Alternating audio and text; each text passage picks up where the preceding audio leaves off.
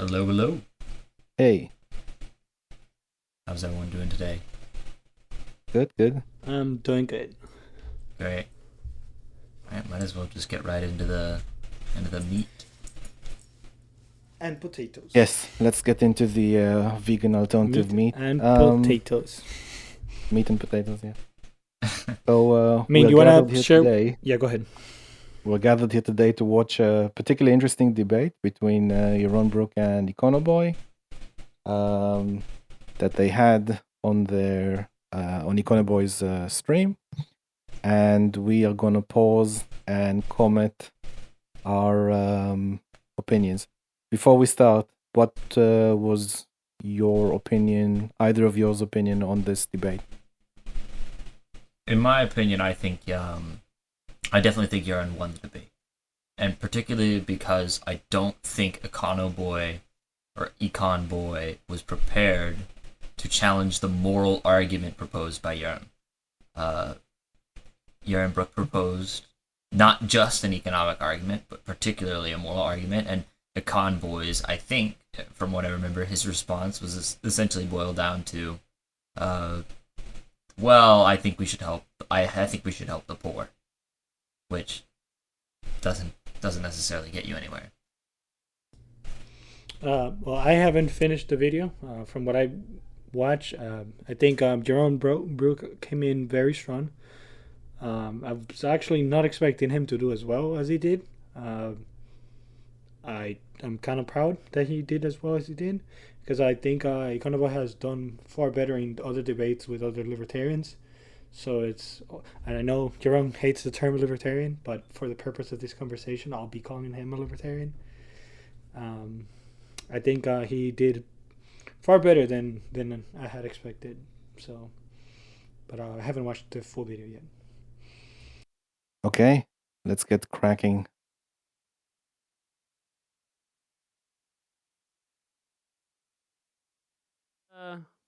Let's get started. So, thanks for coming on. We're talking welfare today. And we're gonna I guess we're gonna outline our ideologies and get into it. It's not a very formal, structured conversation, more of a podcast style discussion. So I guess I'll start. My general philosophy with regards to welfare is that we need it. It's good. The government has a strong, to me, a moral role and an empirical sort of positive role in establishing a welfare state for people, and that welfare state, to me, has been shown to alleviate to an incredible degree extreme poverty in the countries where welfare states have been implemented. Now, of course, we have to talk about what we define as welfare. To me, I define welfare as pretty much any cash or non-cash benefit that goes to people with some sort of qualification, right? So I would include healthcare programs, social security, food stamps, unemployment insurance. These are all welfare programs, and so that's my thought. Yeah, so I take very much the opposite view. I think welfare state is inherently immoral and inherently disastrous, primarily to the people who it supposedly is helping out. That is the poor and the extremely poor. I don't think the welfare state has brought anybody out of extreme poverty. I think extreme poverty, people have been brought out of extreme poverty. The economy is brought, economic growth brings people out of extreme poverty. It's only relatively wealthy countries, after they've grown because of relatively free markets, that can even afford a welfare state. But the actual getting out of extreme poverty is a feature of free markets, not a feature of the welfare state. But more importantly, I think it's immoral. I think it's immoral for two reasons. One is I think it is immoral for the state to use coercion to take my money for any purpose, and certainly for purposes that have that basically reallocate it to other people. That is, I think it is wrong for other people to gain benefit through coercion from my income. And it is a violation of what I think this role of the state is, which is to protect my freedoms, to protect me, not to violate my freedoms, not to coerce me. So I think it is politically a negation of the fundamental role of the state. And economically, I think it is. So one more aspect morally, and then I'll go to economically. And finally, morally, I think it provides perverse incentives to poor people. I think it basically institutionalizes people into poverty, and it reduces ambition. It reduces the things that make kind of a flourishing, successful, prosperous, long-term life, really exciting and kind of worth living. So it hurts the people it purports to help. Among other things, it does that and this is my economic critique of the welfare state. Welfare states suppress wealth creation. They suppress economic growth. Sadly, I don't have the counterfactual parallel universe to prove this, but to prove it empirically. But poor people would be far, far better off without them.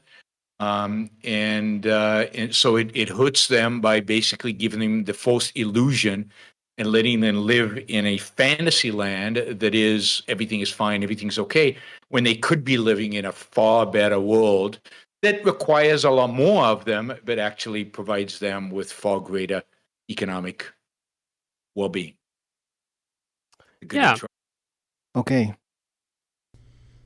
Very strong. I mean, very clear. They both made their cases.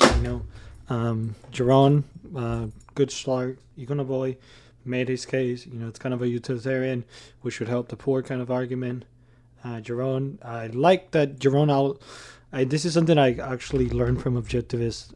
The argument that the welfare state hurts the poor people that it's supposed to be hurting because it destroys their self-esteem. And I think this is a good argument that I hadn't heard before until I started talking with objectivists. So I think both of them started well so far. Mac, your thoughts? Yeah, I would agree with Robin there. And then furthermore, I would like people to pay attention to one thing Econoboi said here.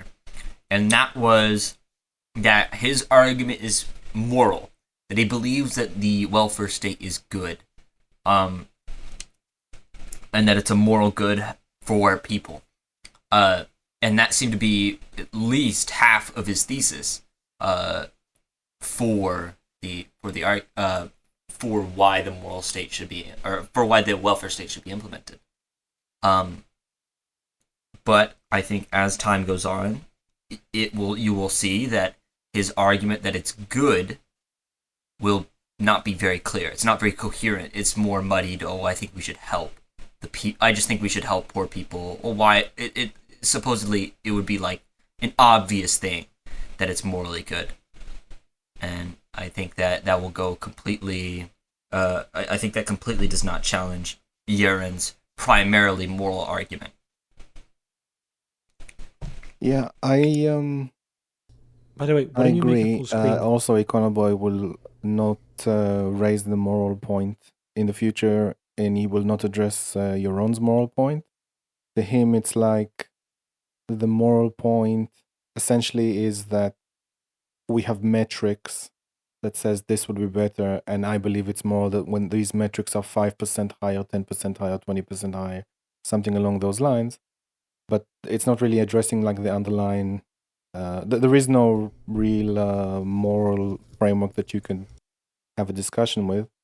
Secondly, I wanted to point out that extreme poverty before the welfare state was solved, extreme poverty in the sense of the United Nations, that wasn't an issue. The whole issue with the welfare state was relative poverty. It wasn't extreme poverty. Yeah, that's actually a good point to bring up. Yeah. Go ahead. So a lot of that has been solved, or Yaron is going to make a claim further on that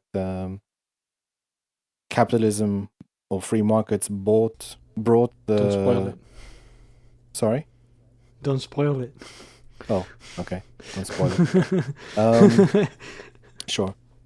But yeah, so extreme poverty, the morality issue, I think that the points that Yaron raised with regards to self-esteem and hurting the poor just went over the head of Econoboi. Like he won't pick up on it, he won't address it. But anyway, let's continue. Real quick, I think it's good that you guys pointed that out because I forgot to do it.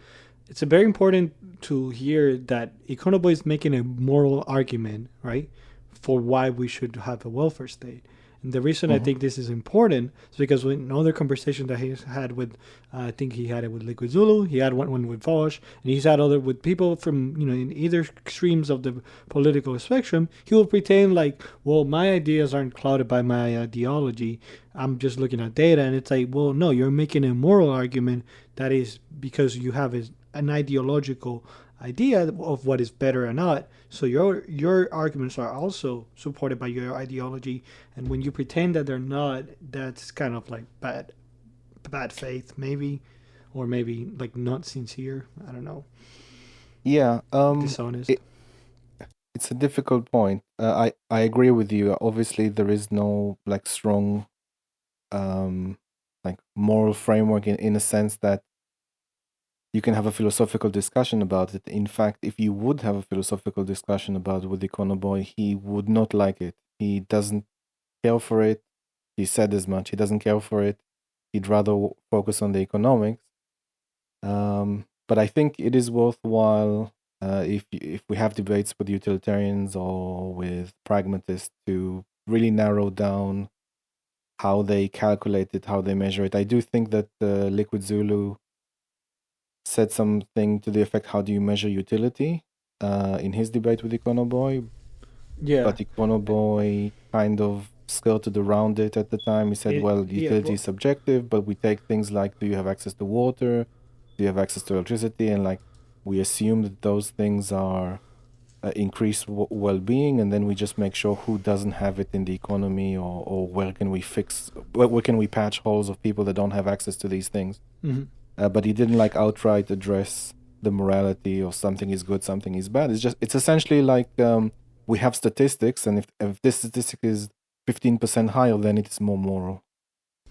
Well, I mean, yeah, and there's a lot of what you'll notice with a lot of this like utilitarian central planner kind of guys, and he'll say he's not a central planner, but he is that they'll try to use their subjective view of what is what is good, right? Because they don't base it on any objective standard or anything. It's just whatever they think will be good for everybody, and they try to enforce that into everybody.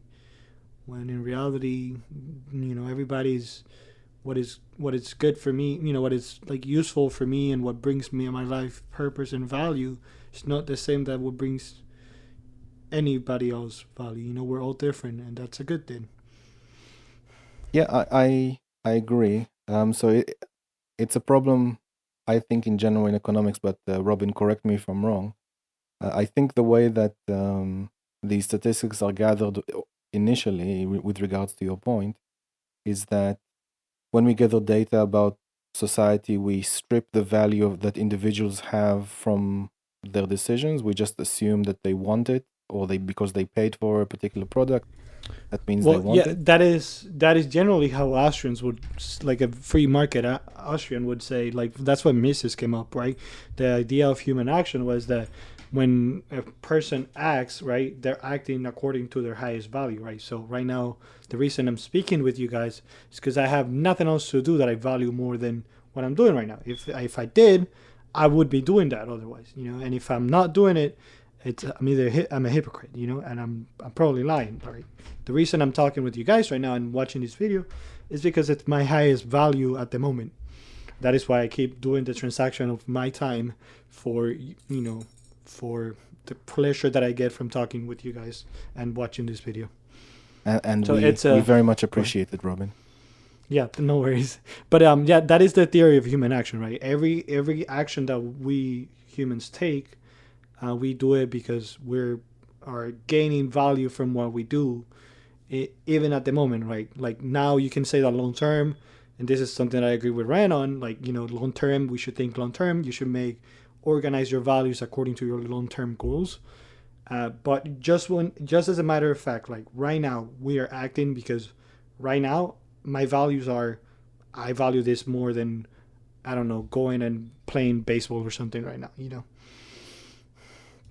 Right. I agree. The point that I wanted to make was that when we aggregate all this data, I mean, yes, we made the choice to choose something, but when in economics we collect this data, we strip that value hierarchy or how much value it was completely away. We just assume that someone wanted something, and then that's when we collect the data, and then when we put all the data together, we aggregate it in a particular way where we want to find like a moral explanation for something. So we take like all the data of people like buying certain things or how much money they have or how much they invested in the stock market or something. We put it all together and then we say we're looking for some kind of moral case to investigate the data with. So we say, well, can you measure inequality? Can you measure issues with society that upset us? And then you have like you stripped away the individualist value from the process and you've applied some kind of collectivist, altruistic, utilitarian morals to the data that you're looking for, because you have to know what you're looking for. You have to have a plan for looking for something. You can't just in general look at all the data in the economy and just like look for patterns without any kind of moral reasoning for what you're looking for, or at least the research itself needs some kind of reason what you're researching for, and typically it will be more a moral reason. So I think kind of that's what's being applied here. And when you get to the collectivist aggregation or the utilitarian aggregation of the data, it kind of fits the narrative of what Econoboi is doing and what other economists are doing.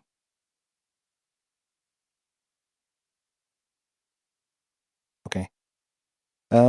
Yeah, let's continue. Yeah, we can kind of start on those lines.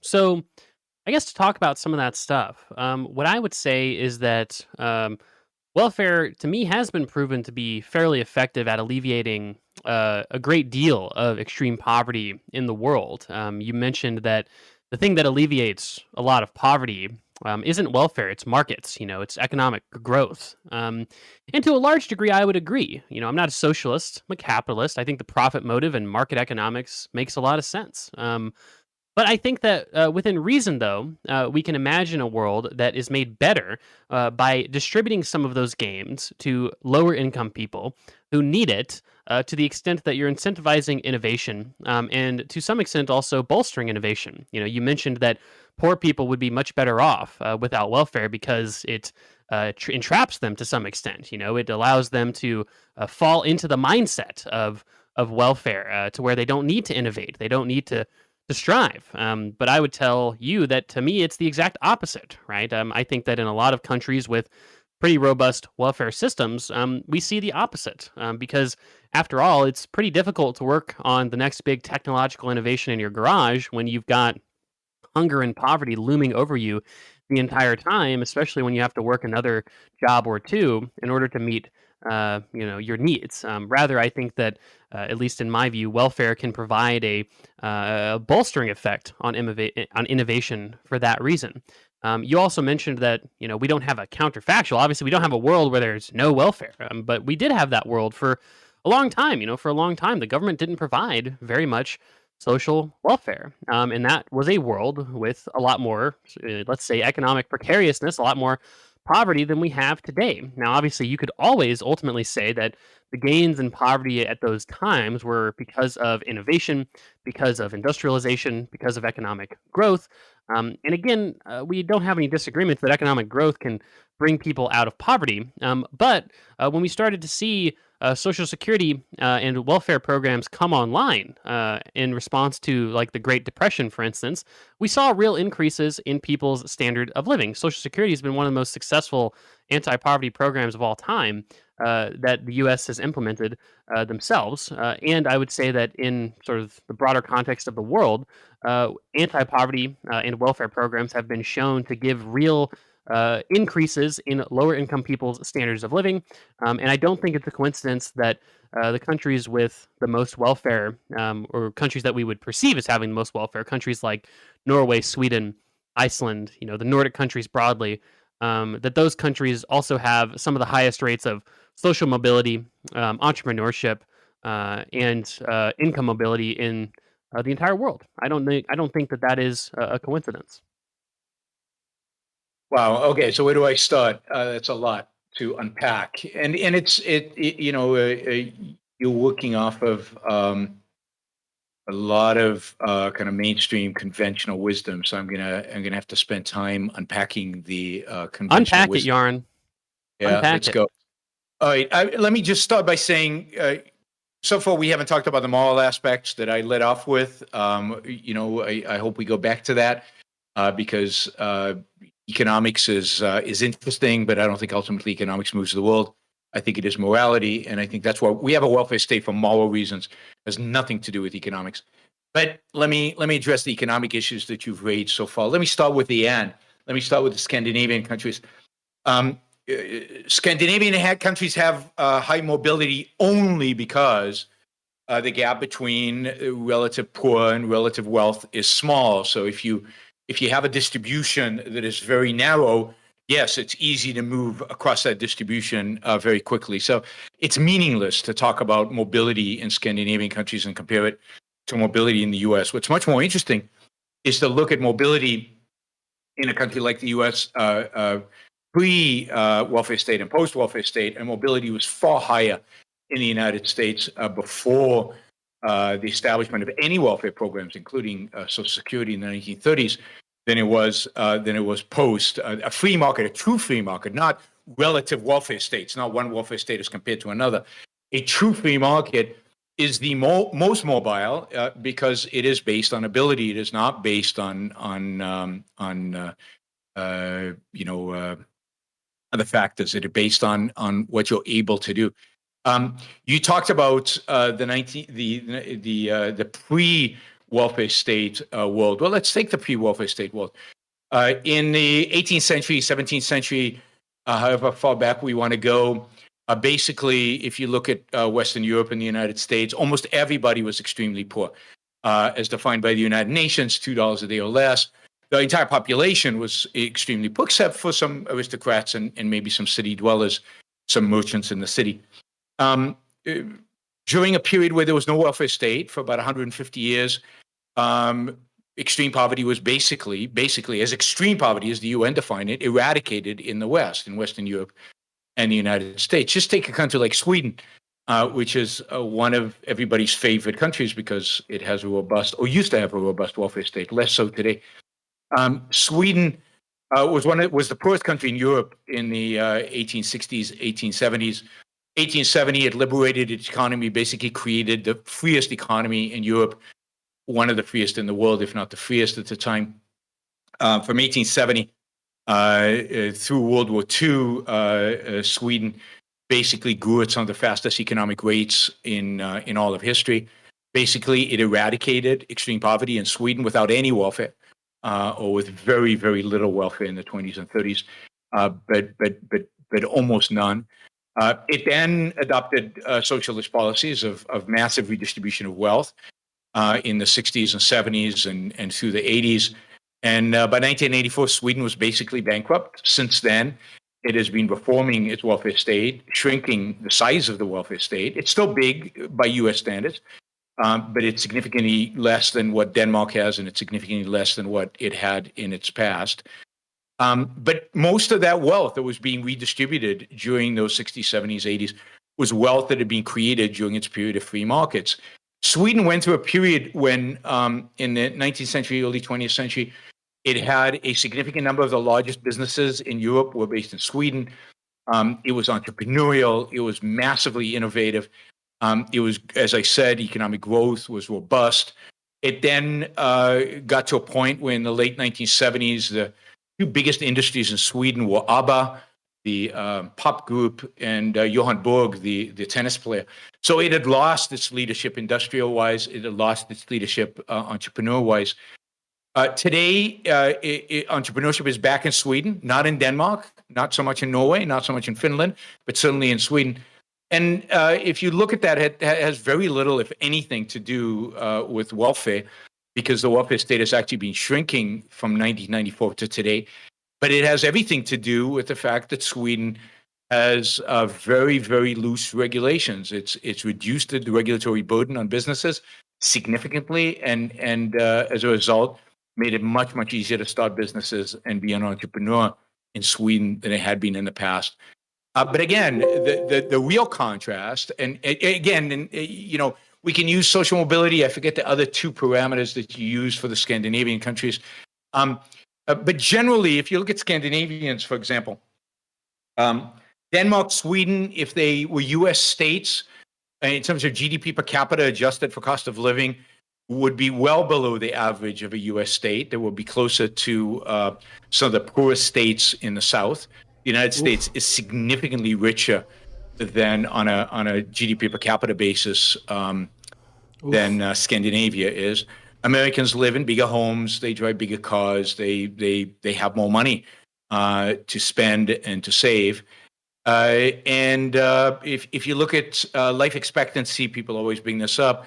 Life expectancy of Swedes in the United States is about the same as life expectancy of Swedes in Sweden, as are measures of happiness. So there's nothing special about Scandinavia. It's a nice place to live relative to what we have today in the world. But it's also a pretty dull place to live in a sense that there's little ambition, particularly in a place like Denmark, or even more so in Norway. Productivity is not increased as much as it has in other places, certainly not as much as it could in a free market. Entrepreneurship is nowhere near the potential. Israel is more entrepreneurial than most Scandinavian countries. There's just nothing to write home about. And then France, of course, which spends on welfare about as much as Scandinavia does, you don't get any of the so-called pluses that the Scandinavian countries seem to have. Maybe because France is bigger, less homogeneous, and is more similar in that sense to the United States. Or maybe if you take away some of the factors that make Scandinavia unique, you don't get some of the supposed benefits that everybody sees in Scandinavia. So no, I think extreme poverty was eradicated in the West by capitalism, by free markets. The welfare state has basically taken all the wealth that was created during that time and spent it, and spends much of that wealth. And in the process, it has dramatically slowed economic growth. Poverty in the United States, relative poverty, not absolute poverty, of course, but relative poverty in the United States has not decreased since the 1970s. It was decreasing fast before the war on poverty started. It continued I need to get better decrease at in the learning beginning of the war on statistics. poverty, God and damn. since then has been flat. Sorry, guys. I was just saying that I need to get better at learning statistics. God damn. Okay, let's finish this and then we can comment. I think it's almost at the end. Poor people in the United States, social mobility in the United States has been hurt, in my view, by the welfare state. Social mobility has shrunk because of the welfare state. Economic growth is pathetic and has been pathetic since the beginning, since the 1970s, since we started this large experiment in massive redistributions of wealth. And we can talk about Social Security.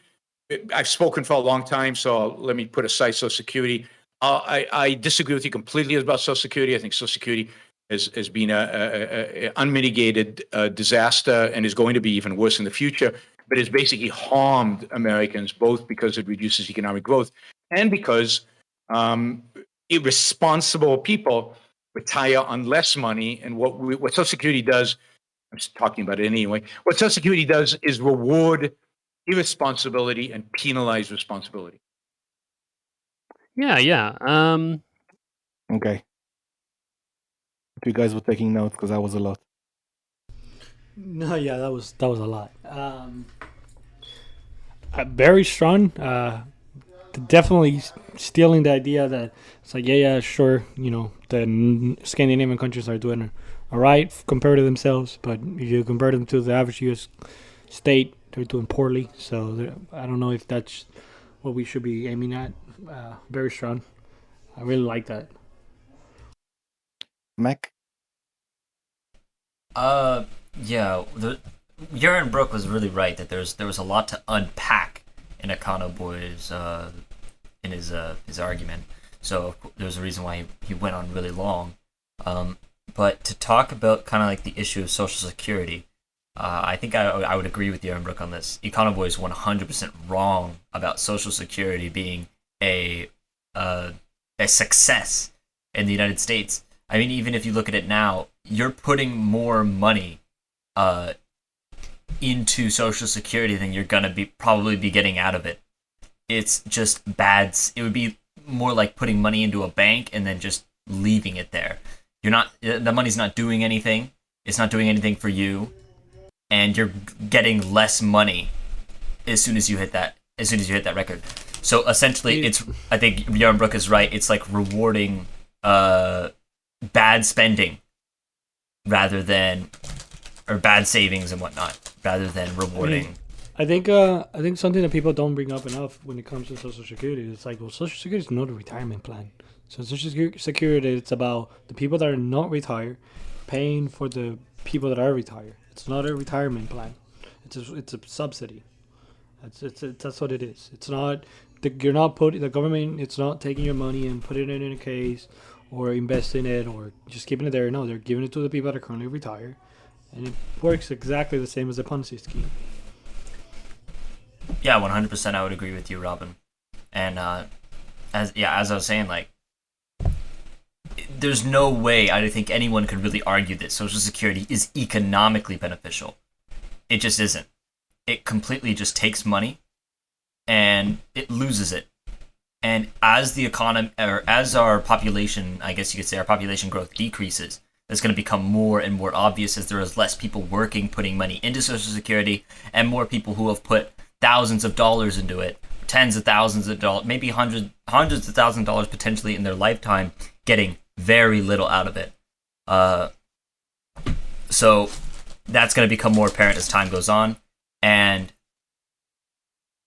the only real argument you could potentially make for Social Security is, once again, a moral argument. That's which Yaron Brook points out.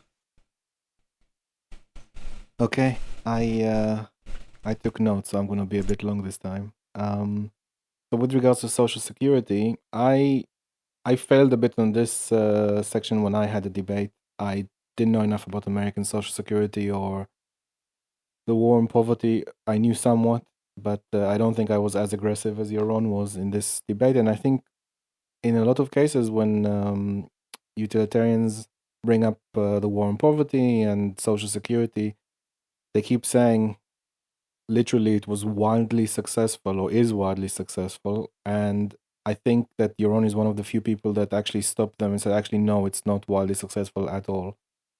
And I think it's important to mention it or to at the very least disagree in these sorts of debates.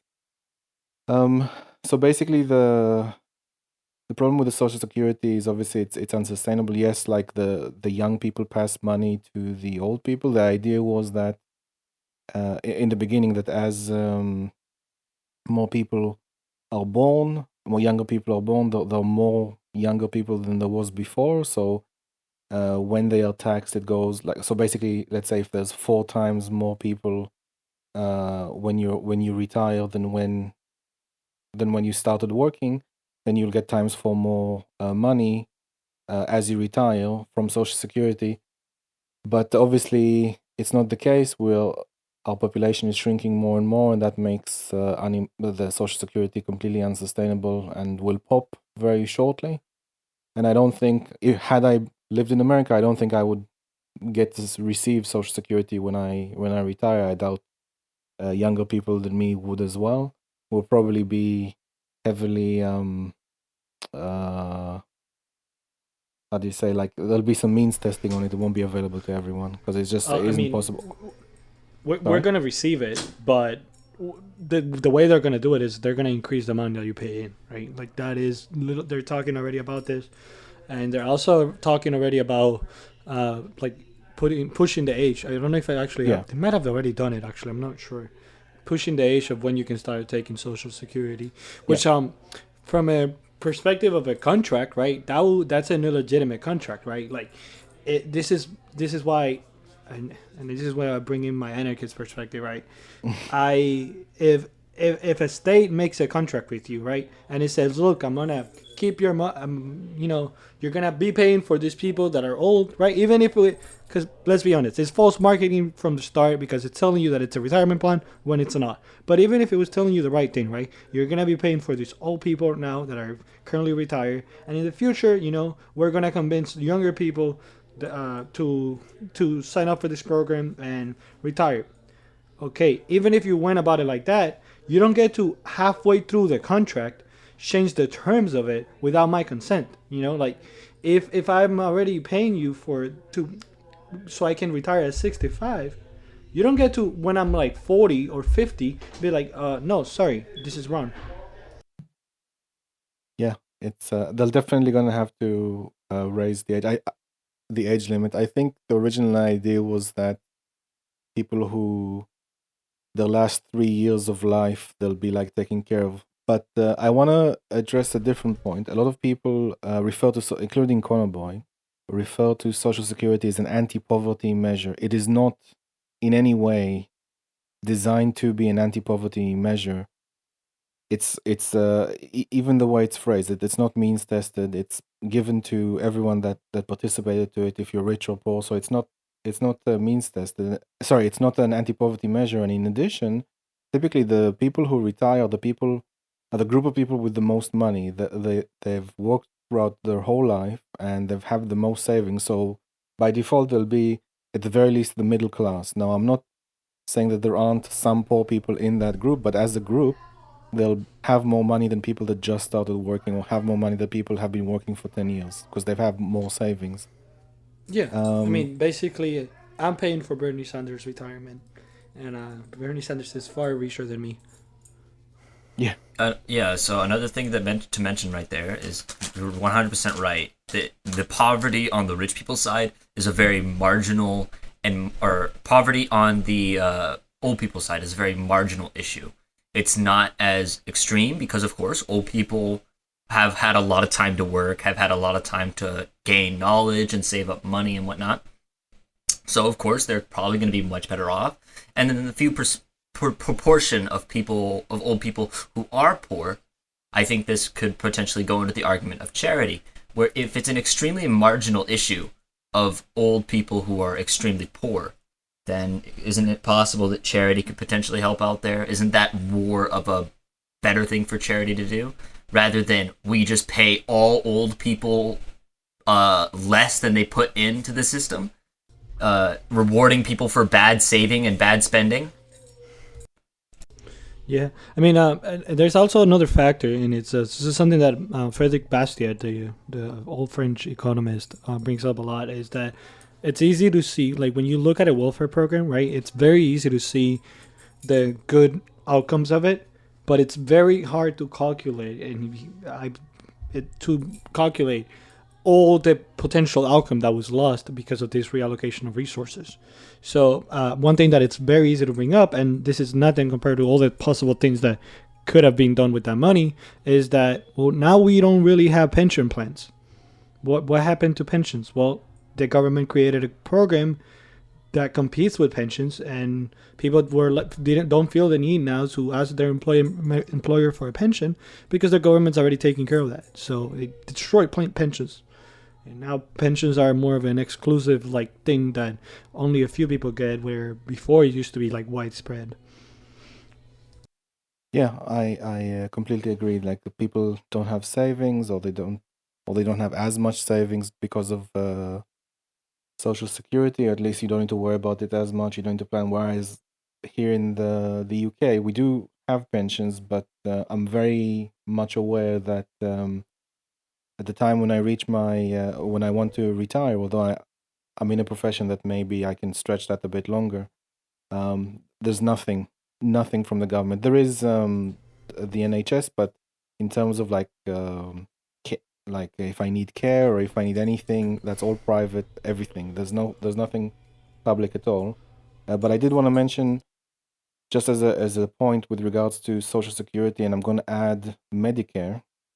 that if we have a situation where the elderly as a group are richer, or at the very least seen as the middle class, then if you factor in Social Security and Medicare as like a very large portion of the yearly budget, then the yearly budget outright goes to the middle class. It does not go to help the poor.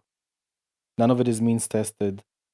None of it is for necessarily poor people. Well, yeah, it does. It in doesn't the, even. It does. What you're saying is like it doesn't even achieve what it attempts to do at all. I think it does what it attempts to do. I think that the middle class or the older people are a special interest group or class or group, sorry, that have a lot of influence in voting, and the government is taking care of them as a result. Whereas younger people who are not as diligent to vote historically are kind of being enlisted to the debt army or the debt or some sort of long-term debt without realizing it, with the kind of Ponzi scheme like promise that when they retire they'll have the same benefits that people that elderly people have now. So I think it's essentially a transfer of wealth from the young to the old. I don't think it's to do with poverty at all. No, I had yeah, I agree. had a few more things. So the thing with Econoboi, that he's under the impression that before the war on poverty or before the Social Security, that everyone was like dirt poor and living a horrible life, and these kind of programs saved everything. But he's unaware that in that century before, what's like kind of known as the Gilded Age, that people did very, very well for themselves. And I'm not sure, basically, like if you even just read the vanilla Wikipedia page about that period, you can read stuff like on the front page, like the rapid expansion of industrialization led to real wage growth of 60% between 1860 and 1870. So it grew from $380 in 1880 to $564 in 1890, a gain of 48% for something. And just like if you can appreciate, when the US started, it was largely an agrarian society with the same GDP as Brazil. And like England was doing very, very well. It was conquering all parts of the world, and it was able to enrich itself. And the US got in a situation where they're like the new kid on the block, largely agrarian, to I think twice or three times more profitable, more GDP than England, Italy, Portugal, certainly Russia and Japan, very, very quickly. So I don't think Econoboi appreciates that period of time at all. He just thinks that it was terrible before, and then the welfare state came in and cut the poverty by half or something like that. But it was going down pretty well on its own. Or at the very least, the US was doing very, very well relative to what it had done before and relative to other countries. I'm just gonna I have was a also quick gonna. go. Yeah, I was just gonna bring up that earlier. Massimo said that charity will be better at doing this. It's like we actually had a better system than both charity and insurance to take care of this kind of stuff, and it was like what was known as mutual aid societies. Mhm. And it was just it was there was amazing programs, and they have been pretty much gone off because of regulations. And I mean, I can have a longer talk about this, but they were amazing, and they have been destroyed. So Yeah. just wanted to I bring them up. I think it's interesting. I think that the way I see it is sort of like I don't want to phrase it in a utilitarian context, but for argument's sake, maybe Mac will tell me off. But basically, there's like a triangle of how to help the poor in like a regular society. So it will be, charities and perhaps poverty insurance, but let's say charities or mutual aid societies or families or stuff like that. Anything people helping you. And then the other side of the triangles is a job, wages.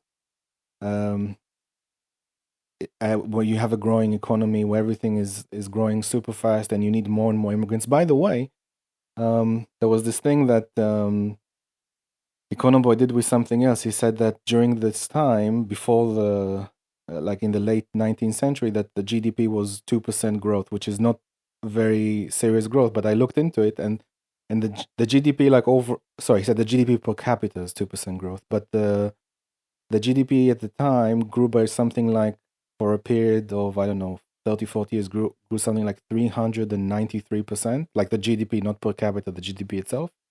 But like if you compare 1970 to 2010, was only 242%.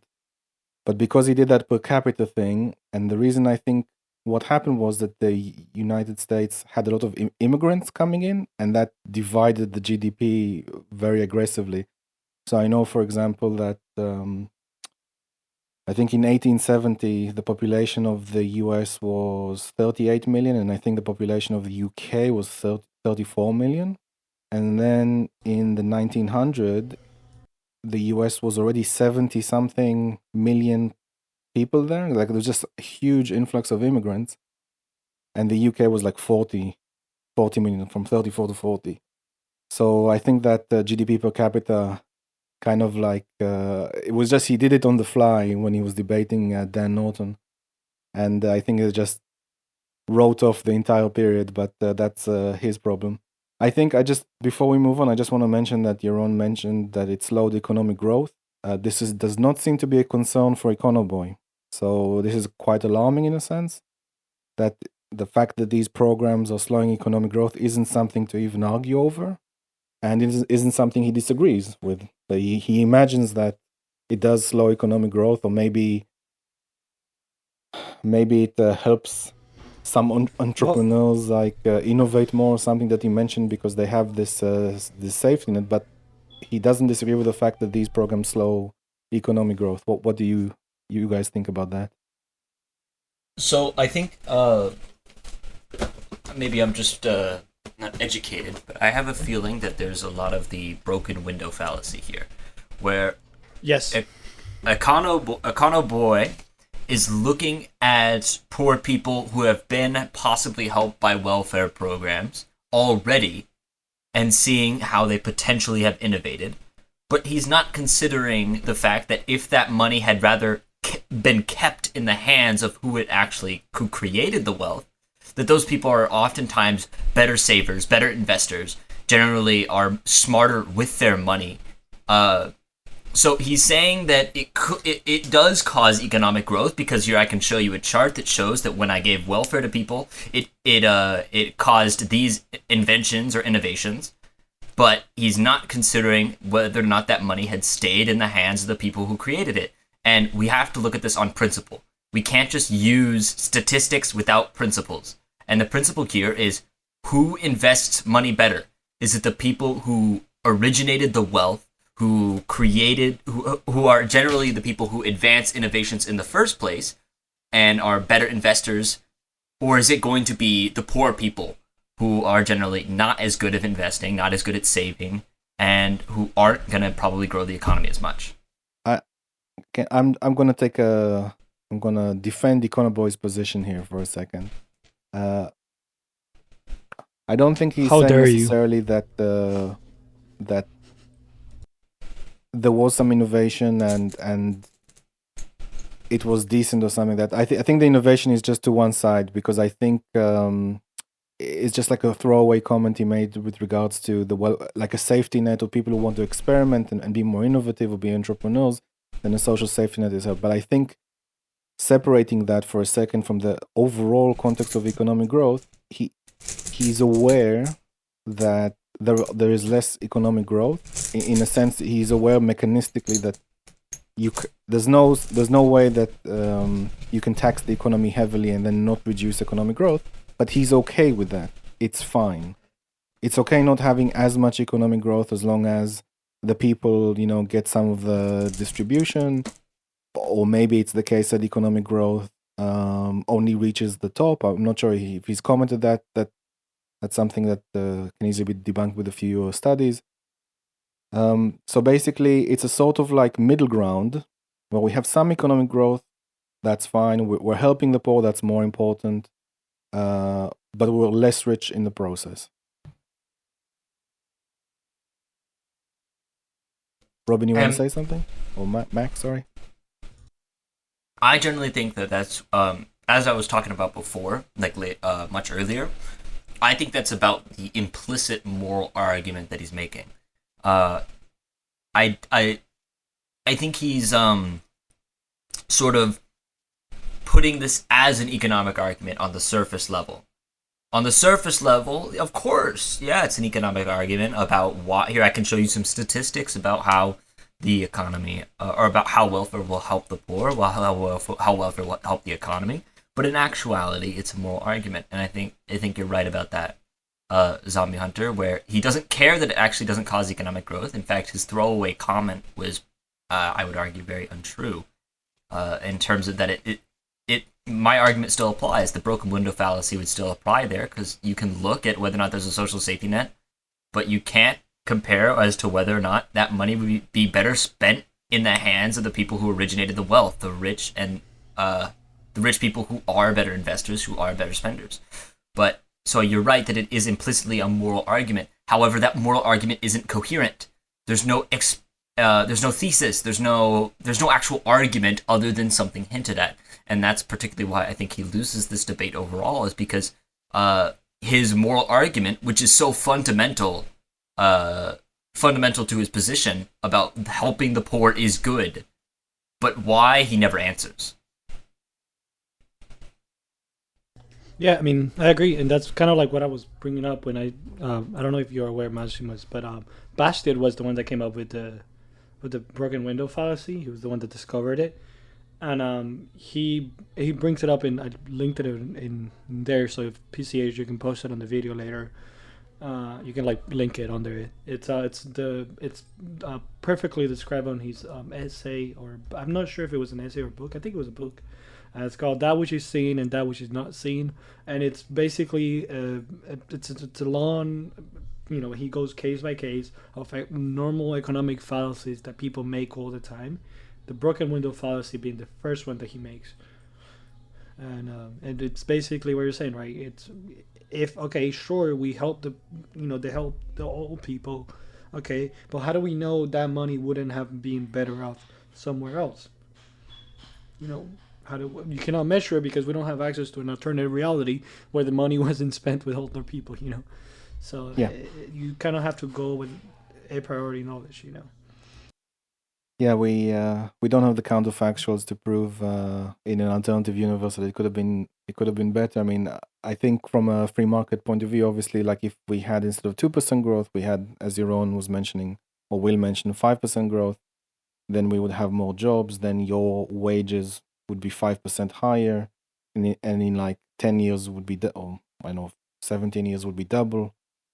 Whereas if it's 2%, then everyone is overall poorer, because the richness, the overall wealth of society is just 2% more than it was before. But some people have been taken care of. So it is something that perhaps as people who debate, we should perhaps look more into and investigate that, and really say, look, there's a very big trade-off happening here, and that affects everyone in society. And I think I'll continue unless you guys want to add anything. I have one more comment to make. Okay. So, of course, we talked about the broken window fallacy, what originates it. So, I would like to ask, what is the solution? How do you avoid the broken window fallacy in trying to justify an economic argument? And I would say that the answer is some sort of principle that underlies whether or not, which one would be better. So, in regards to whether or not we give money to the poor or whether or not we leave it in the people who created it, the solution to it is not some statistics from alternate realities, because obviously that's impossible. That's a contradiction. The answer lies in a proper understanding of where wealth derives from, where this money came from, and what creates wealth. And I think that's particularly something the Austrians do very well. They have very good principles and very complex principles of how these things come about. I wonder if Robin is itching to reply. No, I mean, I have my own like nitpicks with the Austrian School of Economics, but I think their principles are 100. Most of them are pretty much right. I only have problem with Austrians when they make like very like hard claims that are very hard to prove. But generally, I do tend to agree with the Austrian School on Economics, especially on the principles. Okay, guys, I'm gonna Especially continue. when it comes to like mainstream Austrian economists, not like people like Hapa, who was not even an economist, but like mainstream Austrian economist. Okay. Ready, guys? Yeah, I'm ready. Yeah, go ahead. So yeah, we can hop just kind of point by point there. You talk about the Nordic countries broadly. You mentioned that well, the only reason that they have high mobility is because the income inequality in those countries is very, very low. Obviously, what I would say to that is that the income inequality in those countries is very, very low because of the welfare programs that they have, the redistribution, the taxing Yeah, schemes but that let they me, have there. let me go on. Let Yeah. me just point. I don't view income inequality. I don't view small income inequality as a good thing. I don't know why income inequality matters one way or the other. They have. I agree with you. They have smaller inequality, less inequality because of the welfare state. But why is that a good thing? Yeah, sure, I can talk about that. But in general, though, I don't understand why. To me, that doesn't make as much sense, especially relative to the next point that you made, which was that mobility before the 1930s, before all this U.S. welfare program came online, was a lot higher. But I could also say that this was because there were a lot more poor people at the time, and we were also going through many technological shifts and economic growth that would bring a lot of people out of poverty. Again, we don't disagree that economic growth brings people out of poverty. The disagreement is really what the role of the welfare state is, what the role of the government is in terms of providing for its most vulnerable people. To me, that's the disagreement. Not necessarily that economic growth can have these changes in general, right? You talk about Sweden cutting back their welfare state in general. As a proportion of the economy, Sweden spends about as much today on welfare as it did in the 1980s. And to me, the fact that Sweden has lower incomes on average is not quite as relevant to me as how they take care of their lowest income and most vulnerable people, right? It's much better to be poor in those countries than in our country, the United States. And to me, that is a moral failing of the United States. It appears that these countries can quite effectively take care of lower income people. And all that I would suggest is that we borrow some of their success stories and apply them to our country. If we can eradicate certain forms of extreme poverty, then we should. Now, that's not to say, we talk about the US now, that's not to say that the US has been a complete failure in this regard. Obviously, you mentioned that relative poverty has not decreased in the United States. The poverty line's been relatively flat. It seems to hover between 10 and 15% since the war on poverty started. But the problem with this is that it's true, but it's kind of misleading, right? Because the poverty rate, at least the sort of headline rate, is just an income, right? That's all that it's measuring, right? It's income. But it doesn't take into account any distributions that are afforded to people on account of the welfare state. And the studies that I've seen that actually take into account these income transfer and distribution programs have shown that the poverty rate is actually the true poverty rate, the consumptive poverty rate, how many people have what they need, how many people have the income and the sort of in-kind contributions and distributions that they need to survive. That rate, on account of the welfare state, has gone down precipitously since these programs have been implemented. One study that I found from, I think it was published by the Federal Reserve, found that basically since the war on poverty began, since these poverty programs, these anti-poverty programs started in the early mid 1960s, there's a huge disconnect between the official poverty rate and the poverty rate taking into account these income distributions. Official poverty rate as of 2017-18, the end of the study's data, was about 12.3%. But then when you take into account all the distributions that you get on account of being very poor, very vulnerable, it's 2.3%. And so I think that is very, very positive. It's decreased precipitously since the 1960s. And the last thing that I would say is that I would ask the question, who is going to take care of of vulnerable elderly people? Who's going to take care of people with disabilities, people who are unable to work either temporarily or permanently? Who's going to take care of people who've been made disabled by the state? We talk about cops, we talk about members of the military, stuff like that. To me, this is the bare minimum case for a pretty generous welfare scheme. Obviously, the free market is free at any time to solve a lot of the poverty that we see today, but the free market chooses not to. And it's because, obviously, giving a bunch of money to people who are poor isn't a very profitable venture. And although I call myself a capitalist, I would recognize that this is a market failure and it is a societal failure if we don't do anything about it. Well, I Okay, let's pause for a second. I don't wanna I take have too something to long. say. What do you guys Go think ahead. so far? I mean, I think this is a classical false dichotomy.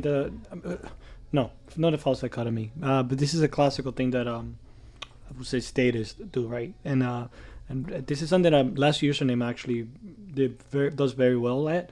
It's when people like Econoboi try to attack the free market. They will say, well, the free market is not helping the poor, so we should have people vote to help the poor. It's like, well, if people don't want to help the poor, why makes you think that all of a sudden, because if we have democracy, they're going to vote to help in the poor? Now, the reality is that people do want to help the poor, and that's why they vote to help the poor, because they want to. Mac? Yes, I had a couple statements to make. So one, I think this is where Econoboi's glaring contradictions start appearing in his thesis. At first, he starts agreeing with Yaron. In the beginning of the debate, at first he begins to agree with Yaron that free markets will bring people out of poverty because, of course, it means more job creations, it means more wealth, it means more productivity within the economy. So, of course, the free market starts helping the poor primarily. But Econoboi says that economic growth can be caused by, or some more economic growth could necessarily be caused by the allocation of resources to the poor. But once Yaron kind of dismantles that argument, he then starts falling back on this view that, well, no, see, what's actually happening here is that the fact that poor people exist, that's a market failing. Free markets don't help the poor. Free markets are not solving the issues for the poor. And I think that's a glaring contradiction within Econoboi's thesis. Because the fact that poor people exist, or the fact that impoverished people exist, is not evidence that there's a market failure to help poor people. It's not. The fact is that if we had taken away that market, there would be a tremendously more amount of poor people. The free market is what's getting most people out of poverty in the first place. This is not a market failure on account of the free market. The free market has done the most for the poor. Government welfare has done, in fact, very little. Even if we accepted that government welfare has helped the poor and is beneficial for the poor, it has done very little of bringing people out of poverty. The free market has done way more of that. Secondly, I would like to bring up that this is potentially where you can very obviously see Econoboi's moral argument without substance. We should help the poor. This is a moral failing of the U.S.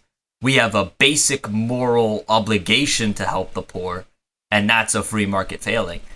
But there's no substance. There's no reason why. Okay, why? Why should I? It's just that you should. Not that there's any substance for why you should. And I think that's all I had to comment on at the moment. Okay, I have a few things. So there was initially in the conversation a point about inequality. It says it was important, but he did not say why it is important to fix it. He did also mention that the measure of how he views an economy is how it treats its most vulnerable people. That is the focus, and not other metrics per se, but this is like the most burning issue, number one on the list.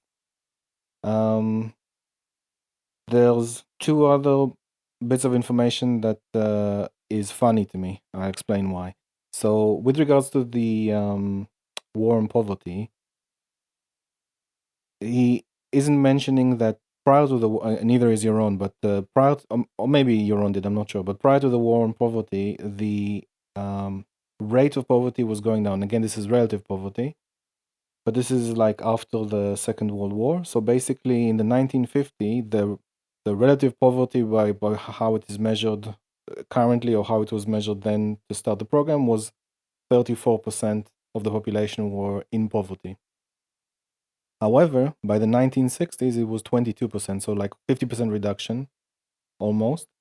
And by 1964, when the war on poverty started in earnest, it was 19%. So you can see the trajectory is like going down sharply without any government intervention whatsoever.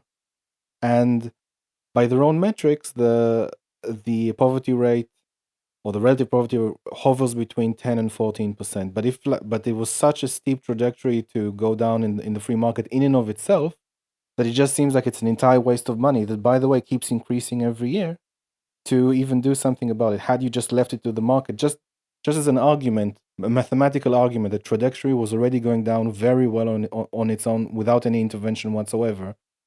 I mean, even if like a conservative estimate, if you didn't intervene at all, you'd be at 15% instead of 14%, and you would have saved millions or billions of dollars that year. The other thing that I found funny was the fact that he mentioned that the actual poverty rate is 2.8%. Now this is really funny to me. This is a bit of background. There's a thing called consumer welfareism. Consumer welfareism is basically when the market improves productivity through innovation and the price of goods goes down, and specifically the price of goods on the CPI basket. So anything that poor people or any people in general want to buy off the CPI basket, and it's relevant, or it's very, very relevant to their own life, if the prices of those things go down, it's essentially a deflation in a sense, if you measure inflation by the CPI basket. So consumer welfareism is part of like laissez-faire capitalism. And the 2.8% thing that he quoted is basically by a right-wing think tank that did like, if you measure like, so how can I explain it another way? So if you take all of the people in the US and you say how many people can afford things on the CPI basket, and how many people have a dishwasher, how many people have white goods, how many people have a car, how many people have air conditioning, how many people have a house, a mobile phone, all that would be kind of consumer welfareism, because the price of these things go down over time and poor people have more access to them once the price of them goes down. So this is like a completely pro-capitalist argument, nothing to do with the welfare state. Or perhaps very, very little with the welfare state, but this is a legit like right-wing think tank kind of study that got the 2.8%. So I just wanted to mention that. But I would add, lastly, with regards to the market failure, I very much liked what Mac, what you had to say. There's a point to be made that I'll just sprinkle in. Before capitalism, everyone was technically employed. Like everyone was working subsistence farming and like barely making a living. Some people starving, some people not. And now, like with free markets and capitalism, we have a situation where some people can be unemployed, and perhaps can like survive for like a bit through various means, through savings, through help from family. But back in the day, unemployment was like, of course, you had to work. You had to like till the dirt. You had to like hope that there's gonna be potatoes from the thing you planted like a few months ago. And now we're in a situation where unemployment is a thing, whereas in the past it wasn't, but not in a very positive way.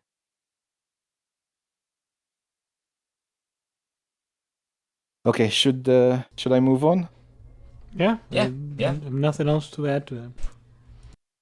I completely disagree with that. That is, I don't measure the success of anything based on the poorest in society. I'm not a Wallsian, and I don't think the standard for measuring economic success or moral success or well-being is how is the poorest in the economy doing?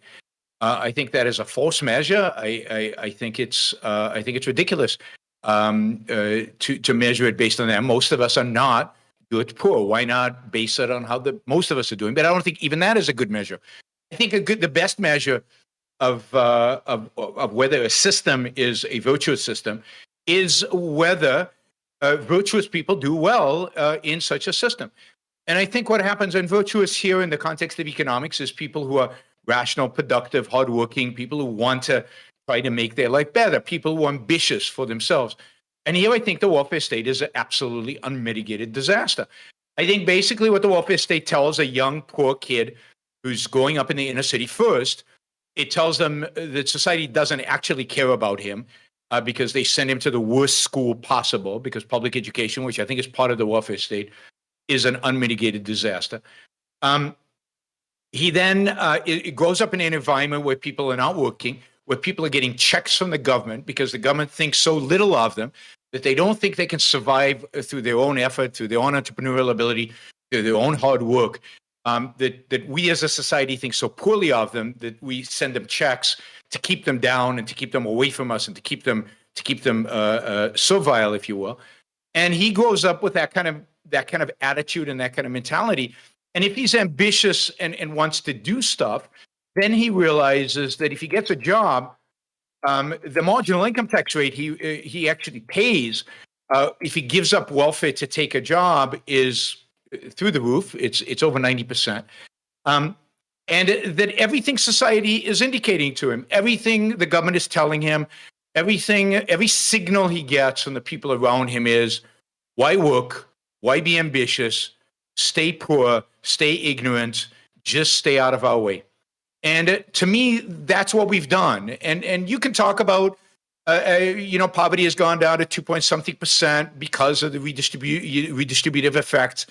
Yes, but those people who survive because of redistribution, what kind of life are they living?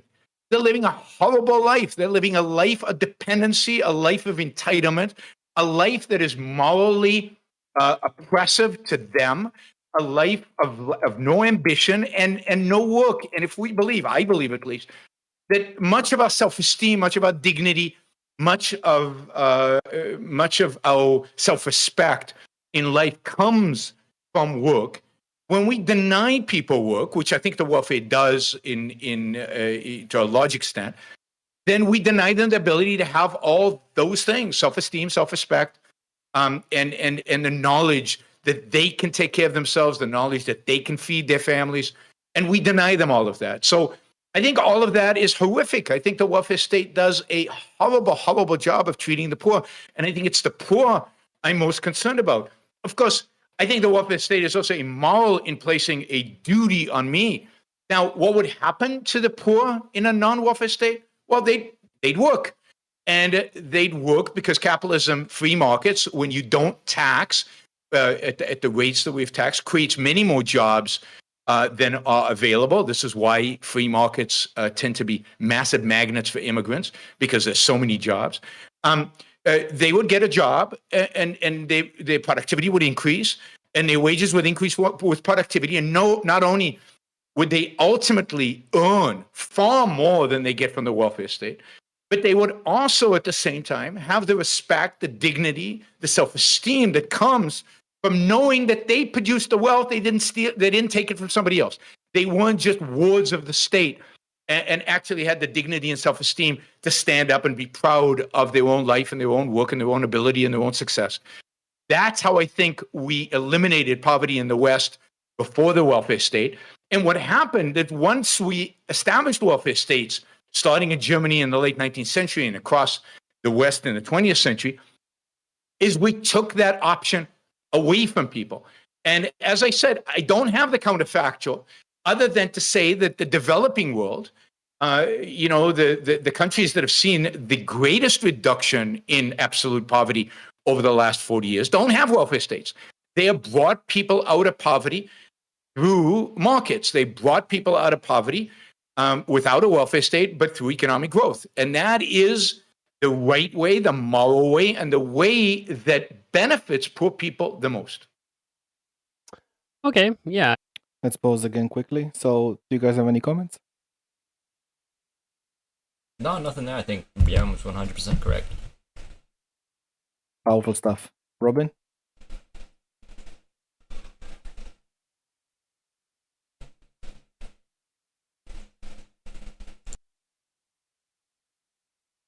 Guess I just wanted to add. So we have a theme of economic growth here yet again, and markets bringing people out of poverty. I don't think it's being disputed by Econoboi.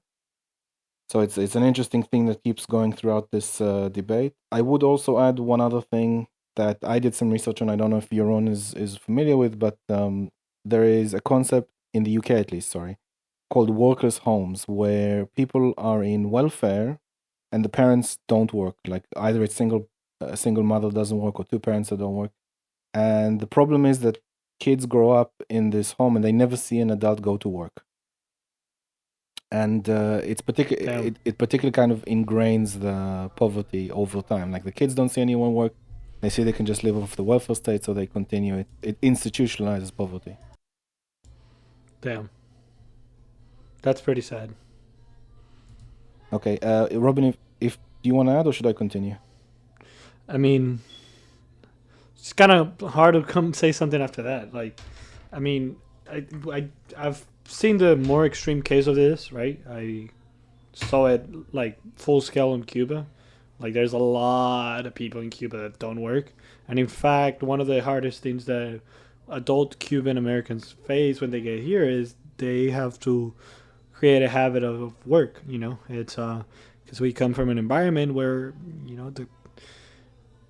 your mere subsistence is subsidized by the government heavily, so you can survive at the cost of the other people that are working. So most people end up not working.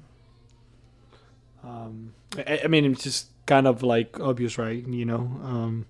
You subsidize not working a lot, so you're surprised when people don't want to work. It's like, well, why would I work? I don't get anything out of it. The government doesn't pay me enough when I work, and most of the stuff that I will get, even I get them whether I work or not. So there's no incentive for people to work other than get power. Or, I mean, a lot of people in Cuba work because they can, let's say reallocate. Do not say steal. They can reallocate stuff that the government has in control to themselves. So it creates a bit of a tragedy of the commons. Mm. Oh, real quick. This is something I always say. We need to stop letting lefties and even right wingers use America and the few countries that are doing well with their policy as the example of what things of how of the average of the policy that they're advocating for. For example, when a lefty says, "Oh yeah, well this country is doing welfare and they're doing all right," it's like it's like, well, sure, but what about the rest of countries that are doing the same thing? They're doing horrible. They don't let them get away with picking the best example of the average. Don't let them do that. And I've done that mistake myself many times. Just don't let them do it. We need to. Yeah, I just go ahead. I agree completely. I think, and particularly in Europe, and I forgot to mention it previously, everyone keeps using the example of the Scandinavian country or like the North European country. But the South European countries all have not like light years away different welfare systems, and they're all doing much, much worse.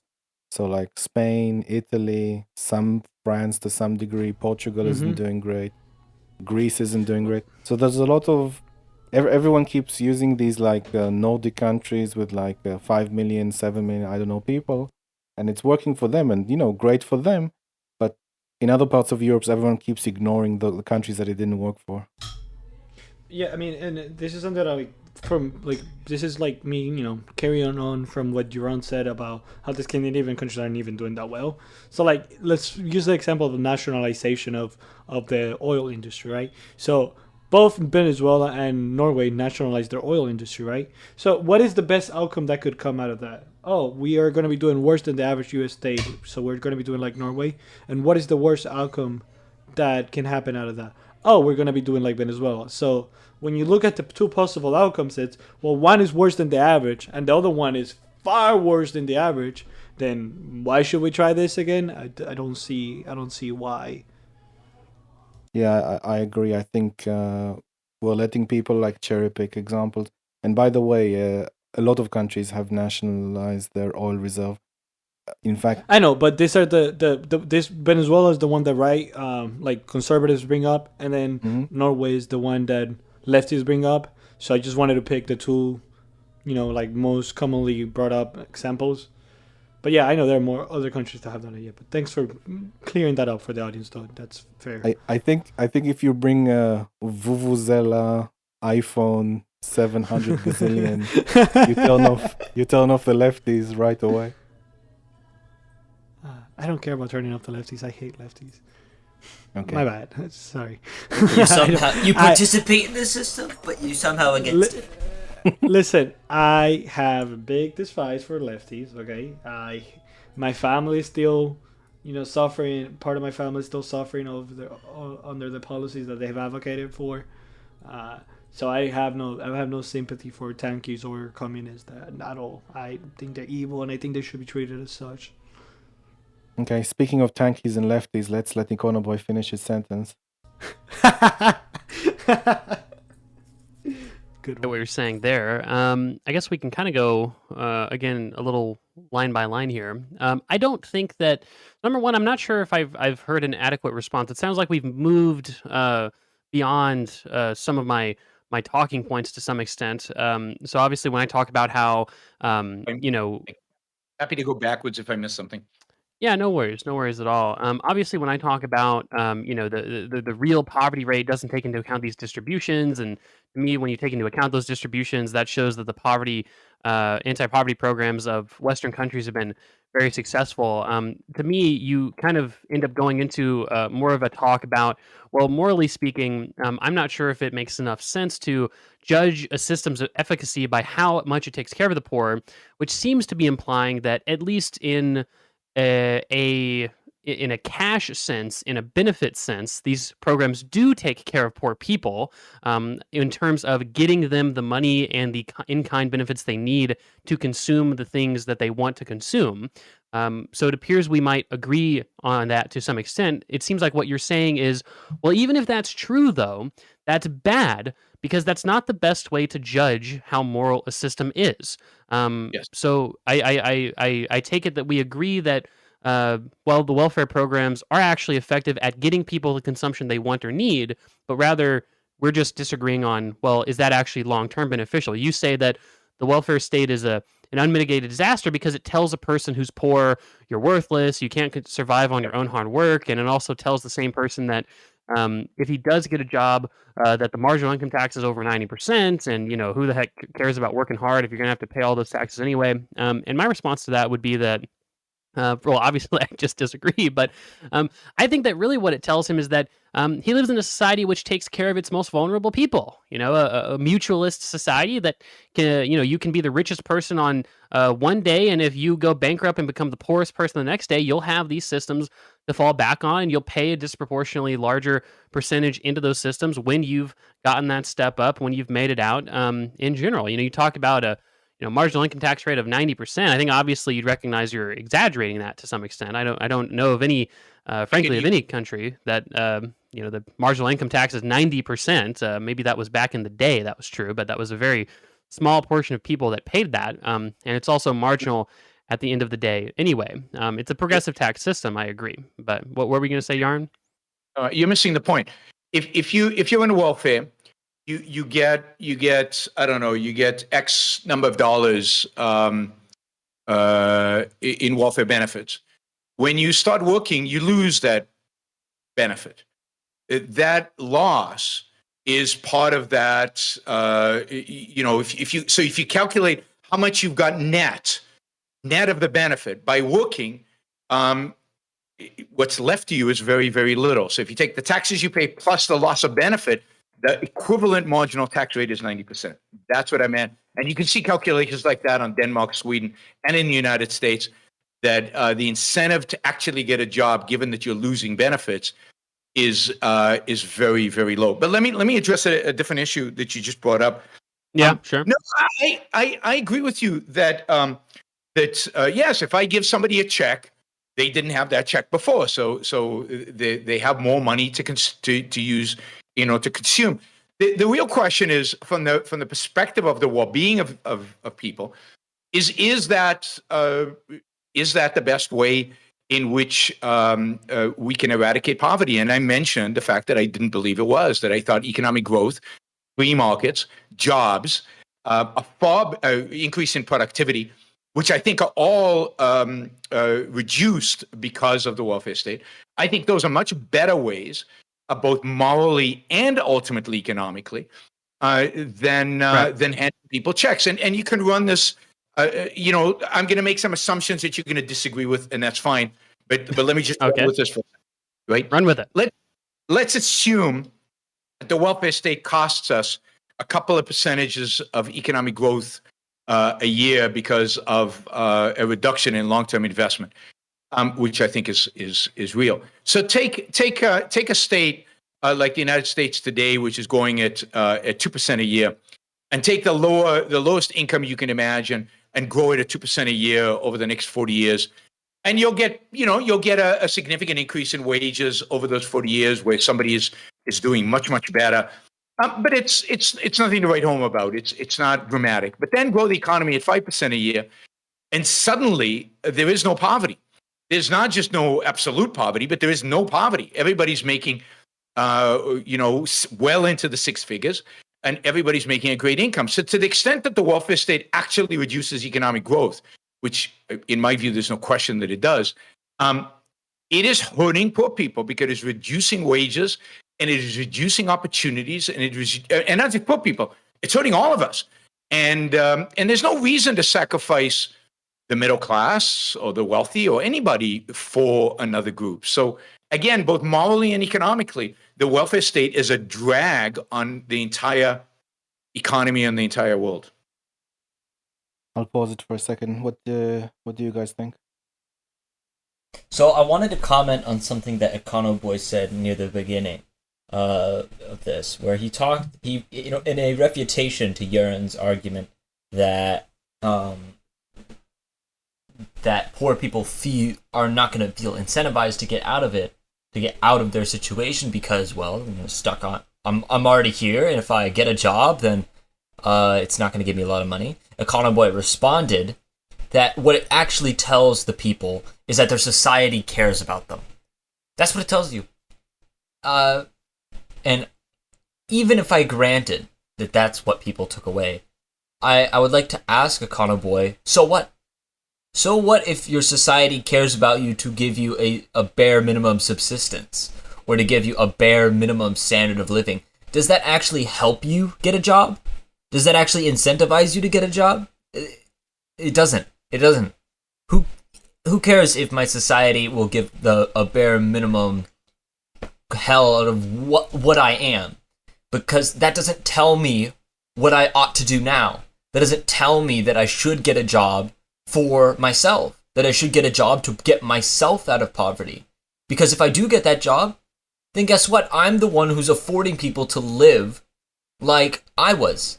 I'm the one who's affording people. I'm the one who they say, hey, you're going to have to care about the people who are a step below you. You're the one who's going to have to care about them. And we're going to take your money to do so. So it's not that it's society cares. I guess it's more society cares about the poorest of the poor, but they care about nobody else, even if you try and make it out. In fact, if you try to make it out, then they hate you for it. They take your money for it. Yeah, that's what I was gonna say. Like, if that's the message that it's being sent to poor, that's a good point. If that's the message that is being sent to poor people, then he must agree then that what it's telling other people is like, we don't care about you. That's I don't know, maybe he does think that we should not care about rich people or that they have no value or the middle class. Maybe he does think that. But even if he doesn't think that, that is what his argument is implying. So is this incentivizing people to be poor because then they get cared about? No, I mean, yeah, I would agree that it is. I was making the argument that I think Econoboi's supposed refutation isn't a refutation at all. It doesn't address Yaron's argument, because even if people care about you, that's not an incentive to get a job. And then I made a further point that it actually de-incentivizes you to get a job. So yeah, I would say that Econoboi's argument fails in two respects. On that particular point. Robin? Yeah, I mean, I agree. Maximus said it very well, right? So, if the message that is being sent to people that don't work is that society cares about you because we're giving you money, then the message that is being sent to people that do work is, well, society doesn't care about you because we're gonna take your money, and it doesn't matter. So that's a weird way to phrase the whole situation. But hey, you know. Okay. Also, what does that say about the subsidies that we give to like wealthy corporations, right? Does that we care mean about you, that... corporations. We love you. Everyone Yeah, cares exactly. deeply about corporations.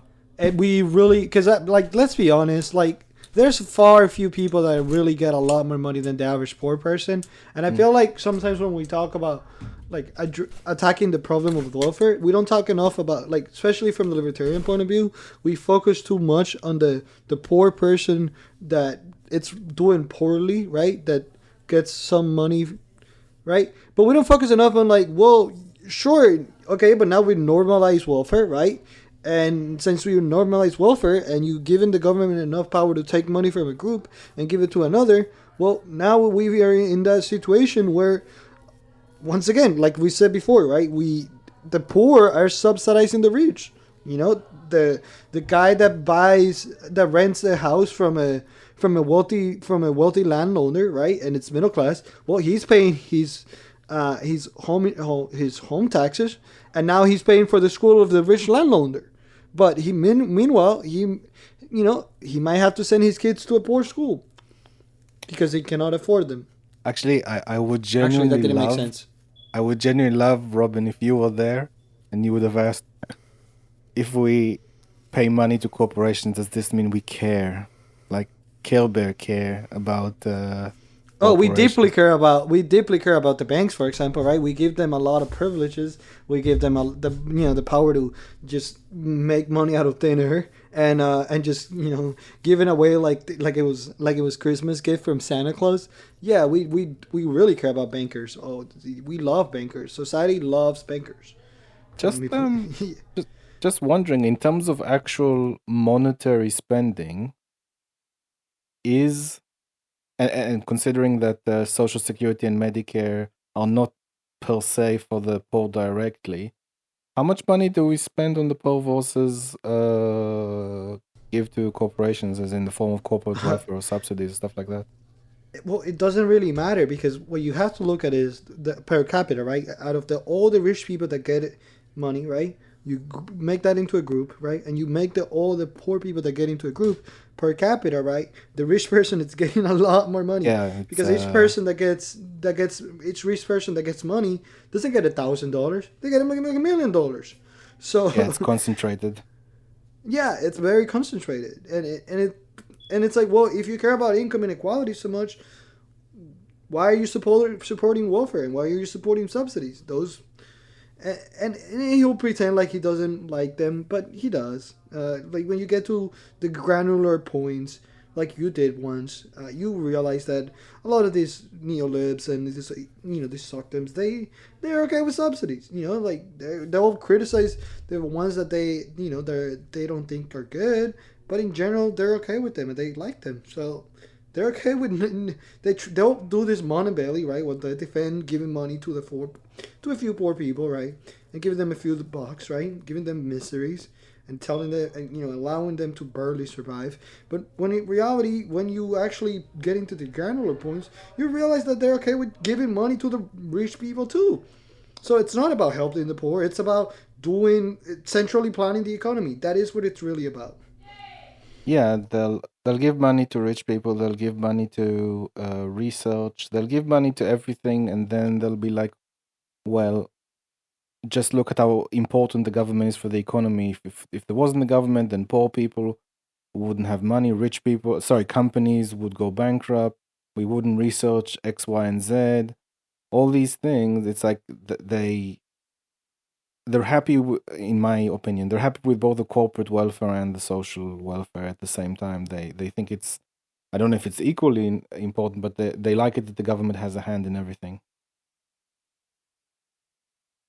Yeah, I mean, yeah, and it's because their real intention is to plan the economy, right, and organize the economics of the country according to what they prefer, and that's what they want.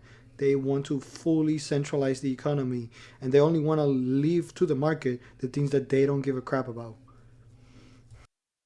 Okay, I want to add a point here, and I would like both of yours opinion on it. So I think there was an element of dishonesty here by Econoboi, a little, and I want to know what you think. So Econoboi found that 2.8% poverty metric from clearly he's missing the point that it's from a right-wing think tank, but he likes the statistic. He found the study, he likes it, and he's hanging on to it. If you see, like at the start of this round, he said you need to. He didn't say you need to contend with, but he often says you need to contend with it to something. And he found this metric of a study. He didn't fully read it, clearly. He's basically throwing monkey shit on the wall and seeing what sticks. And it did stick because Yaron didn't know about it. But to some degree, this element of surprise, like you found the study, you throw it out there, no one else has heard of it. It's basically like a core element of these sorts of economic debates.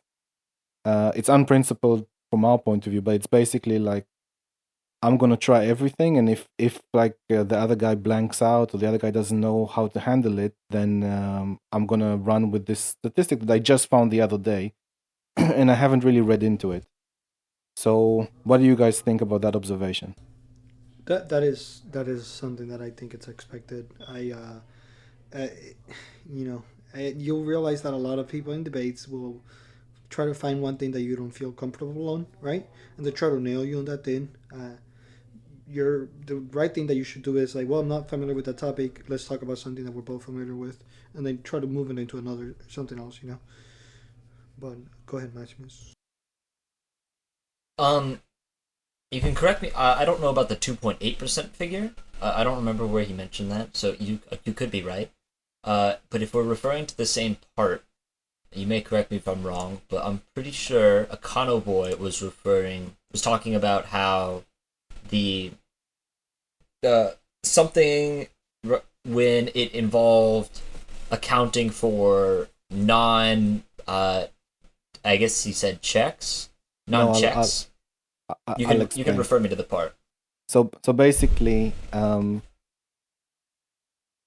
according to government metrics, the poverty rate is X, and the poverty rate is between 10 and 14%. It hovers across between when the war and poverty started till today. It hasn't gone down dramatically, but a lot of people are saying that this figure doesn't include certain things like SNAP and other means-tested things. So they're trying to look for like the lowest poverty rate. So they go on Google, they do a research, and they found this right-wing think tank that said this 2.8% is the best way to measure poverty because this is based on consumerism of the CPI basket. So how many people can afford the thing from the CPI basket? So then you just take the lower of the two and say, actually, poverty rate is this one because I Googled it.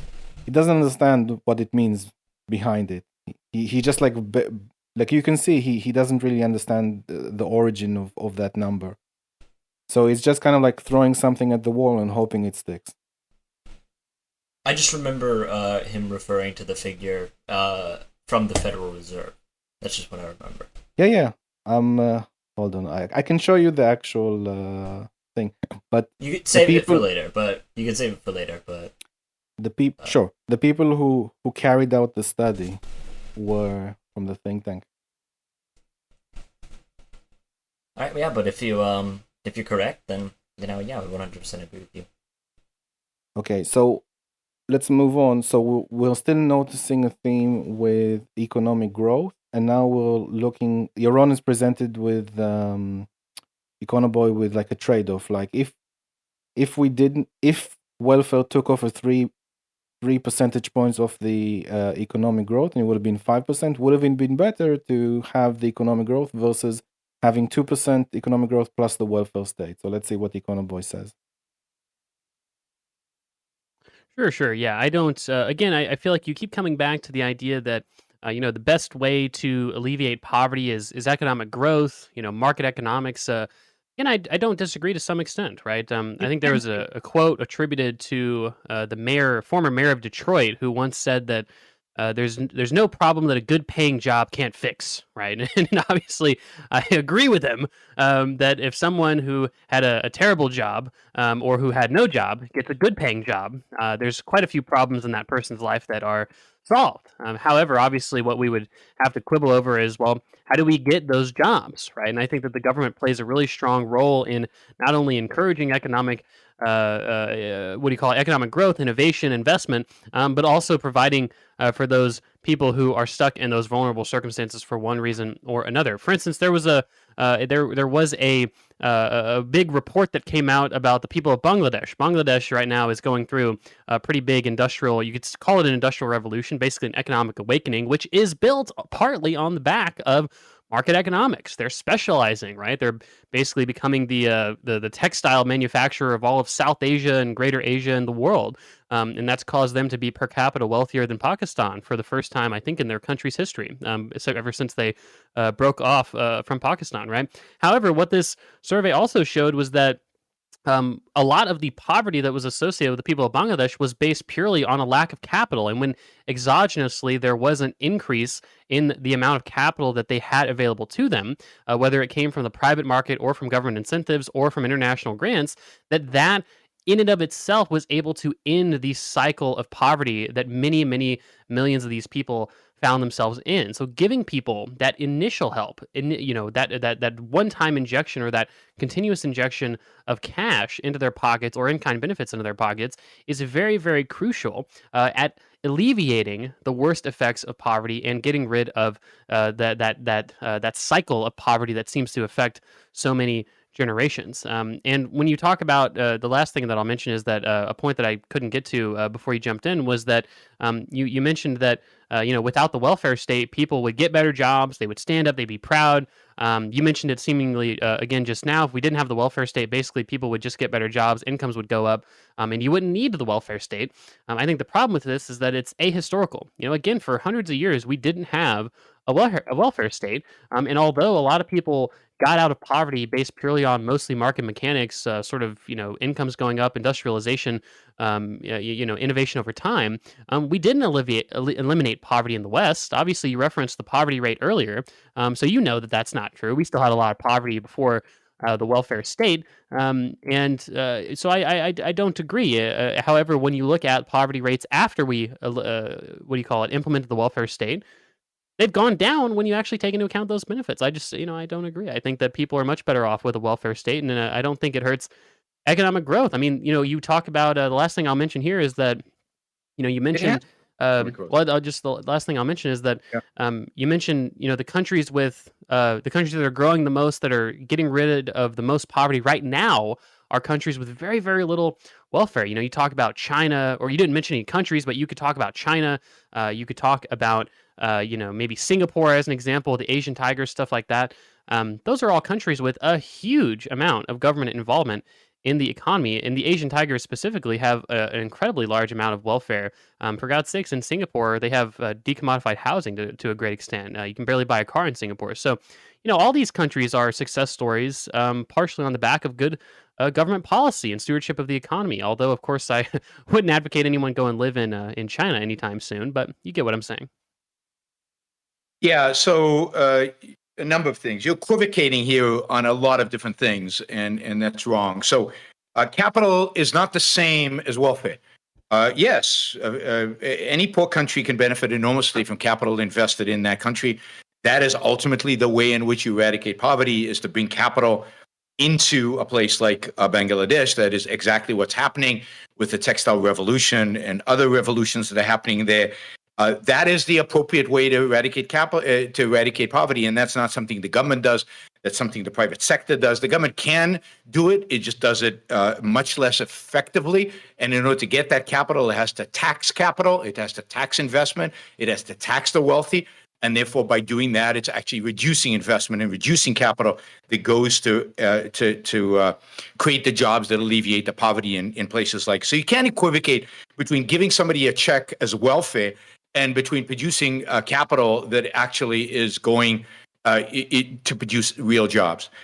You're also equivocating between absolute poverty and relative poverty. And when you talk about extreme poverty, that's absolute poverty. Extreme poverty is something that does not exist, or if it does exist, is so minor as to be irrelevant in the United States and in Western Europe. There is no extreme poverty.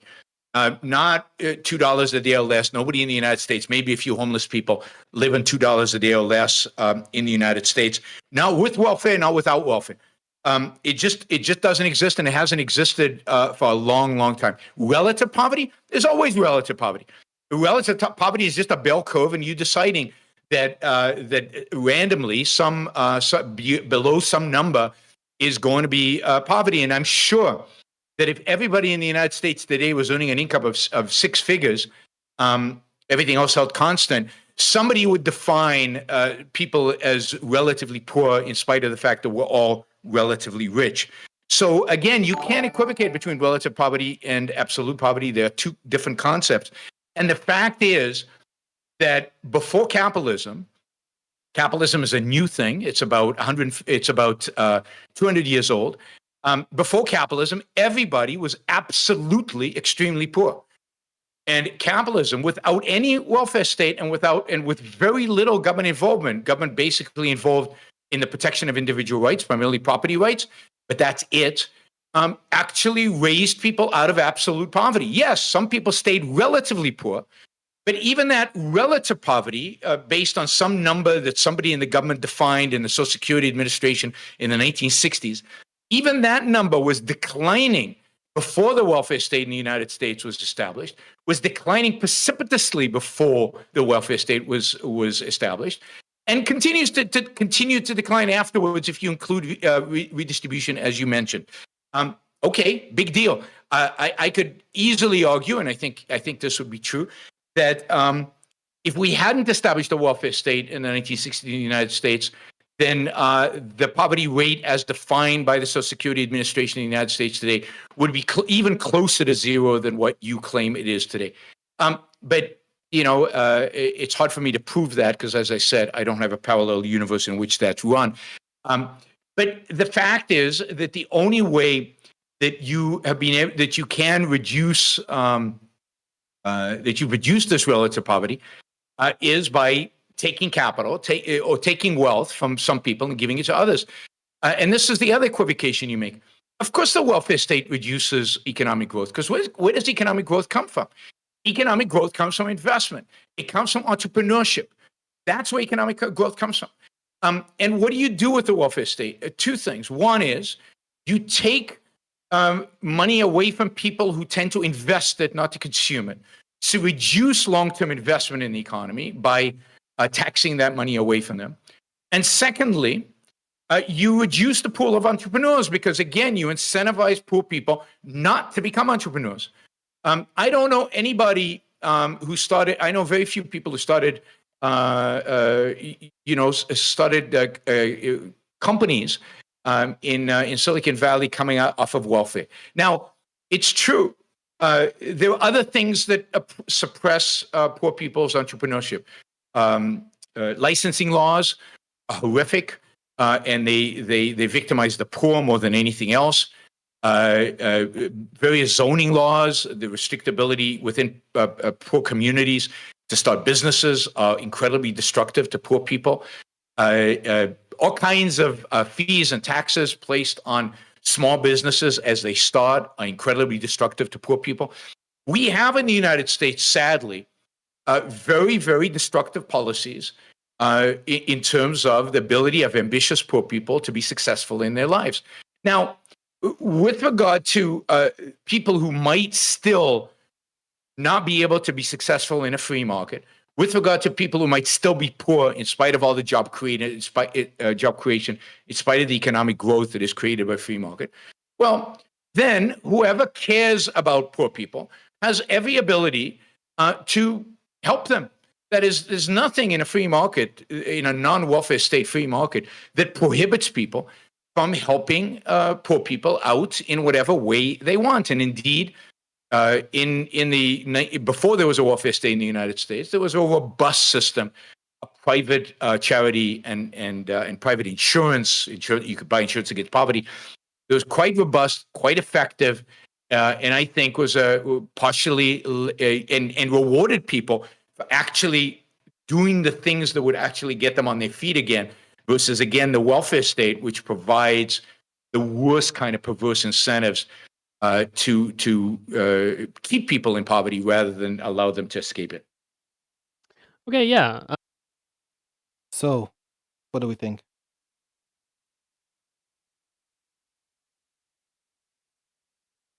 Mac?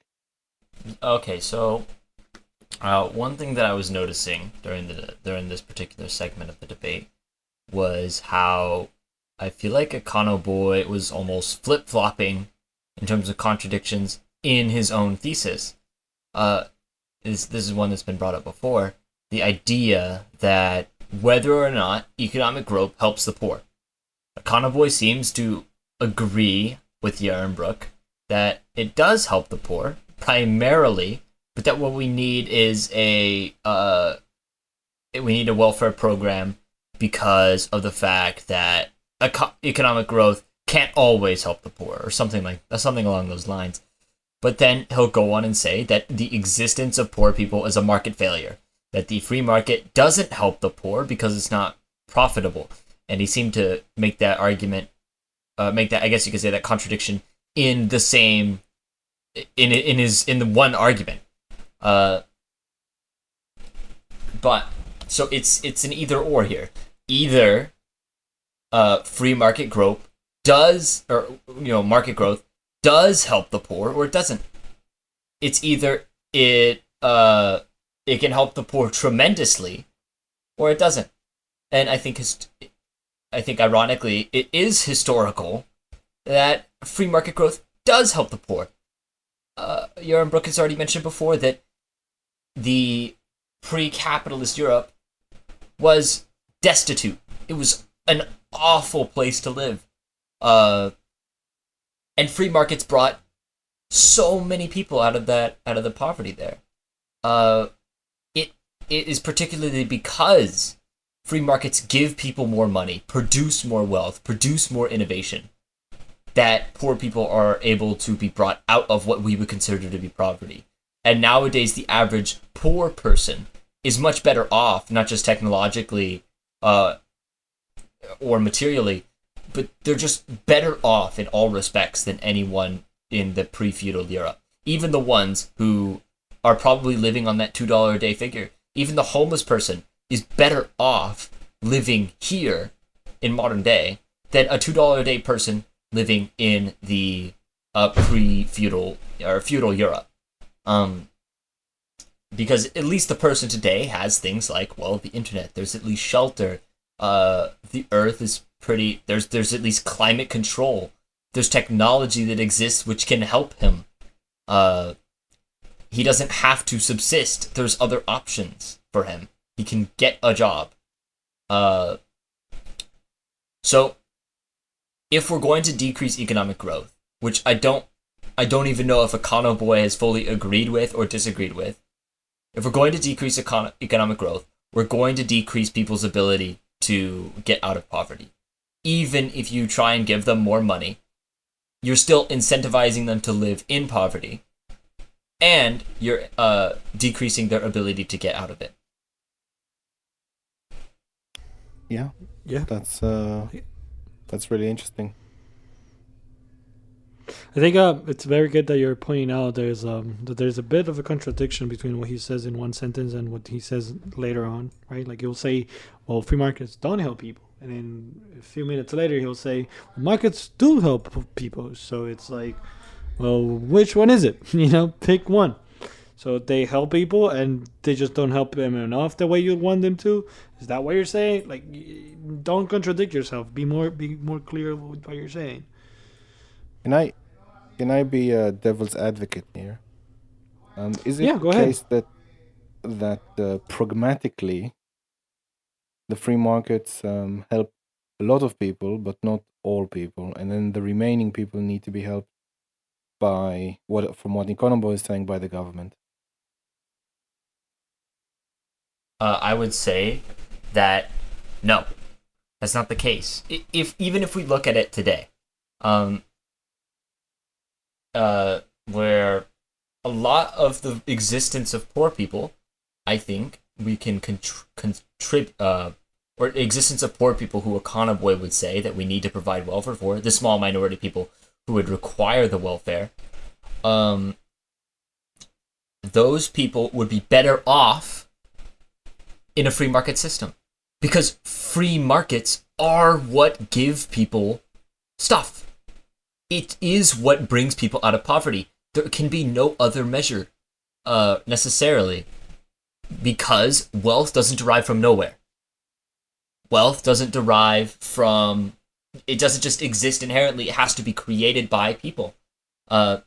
So if you're going to decrease economic growth by, I think we can use Yaron's example, if you're going to decrease economic growth by 3% or 2%, then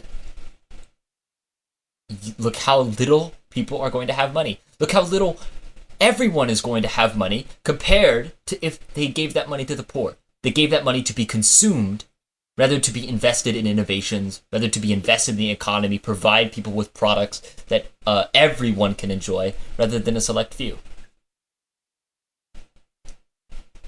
I see. So if I can summarize, so if we had the economy on full steam ahead, then we would have more stuff to have in the economy, cheaper stuff, more jobs. People would have had access to those things and been better off, even the poor people.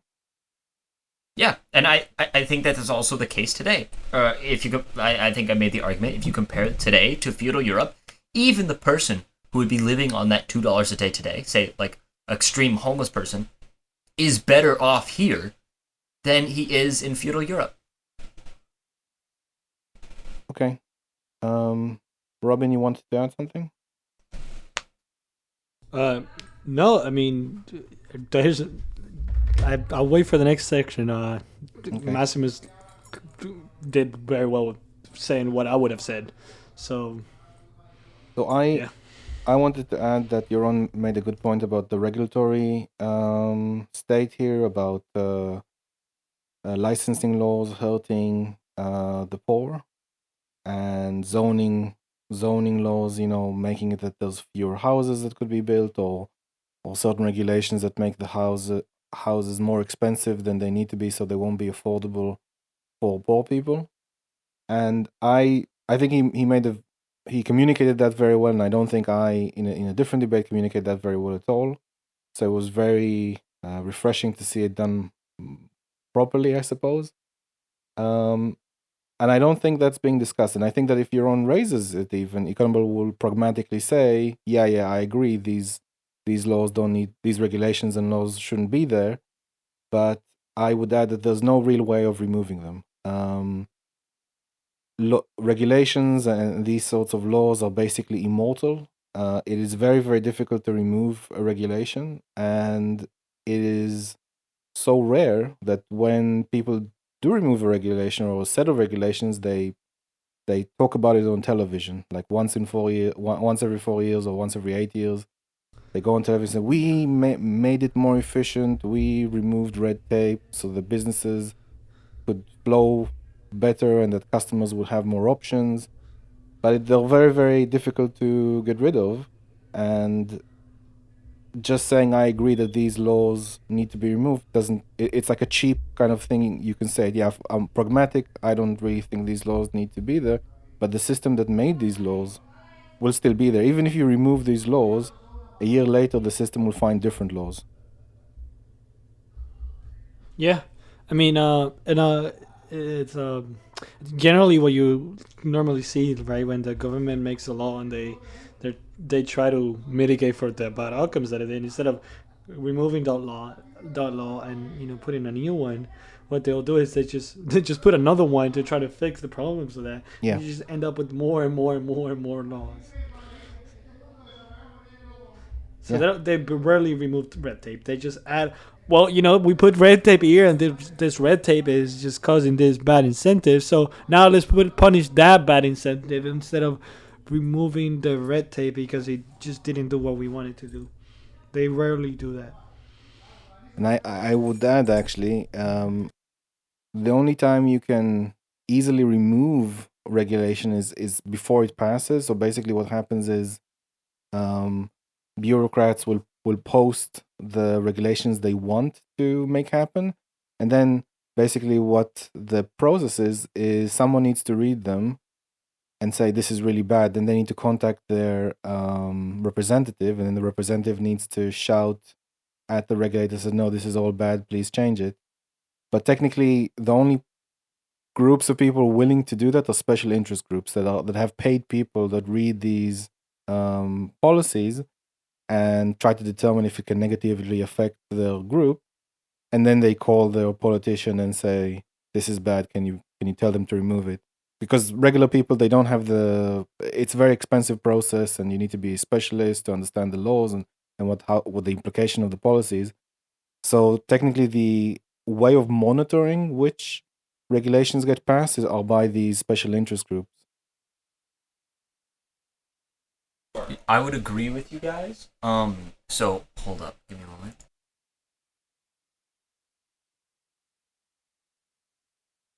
But something I want to elucidate here is there's got to be some sort of underlying principle behind behind regulations and their relationships to welfare. And I think that there's a bit of a contradiction here, because the sort of government that allows welfare to exist is I would argue, a mixed economy. It's one in which some groups can demand that other groups be beat over the head with clubs for their own benefit. And the existence of regulations is because of such an economy, because of the fact that some groups can do that. So if we advocate, so if Econoboi advocates a robust welfare system, he necessarily advocates a government that allows these regulations to pass, that allows the regulations that hurt poor people to pass, because some voters, particularly maybe the middle class voters, might see it that a poor business could be detrimental to their health, and therefore that poor business has to be regulated into the ground so it's not detrimental to their health. Or the rich people may regulate other businesses in order to get an edge in the market. So it is the sort of economy that Econoboi necessarily advocates for that allows these regulations that are harmful to poor people, that allows the regulations that are harmful to everyone to exist. Yeah, I agree completely.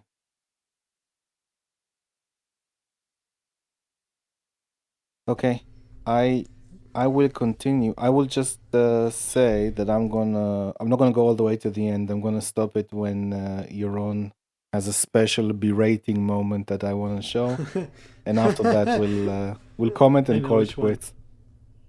Okay. Yeah, fair enough. I was about to have to go. So yeah, so let's speed it up. Yeah, right on. So I guess talk a little bit more about Bangladesh and the example thereof. I would disagree with how you frame that. So I would say that welfare can absolutely be capital injections, right? I mean, after all, the trials in Bangladesh were talking about giving people things like cows or chickens, whatnot. This can be welfare, right? I mean, giving someone a cow is not. Yeah, go on, Yaron. Micro lending is not welfare. I mean, it's very confusing if you're going to use those kind of welfare is a check from the government. Welfare is food stamps. Welfare is a direct assistant. Well, yeah, but giving someone a cow versus giving someone a EBT card.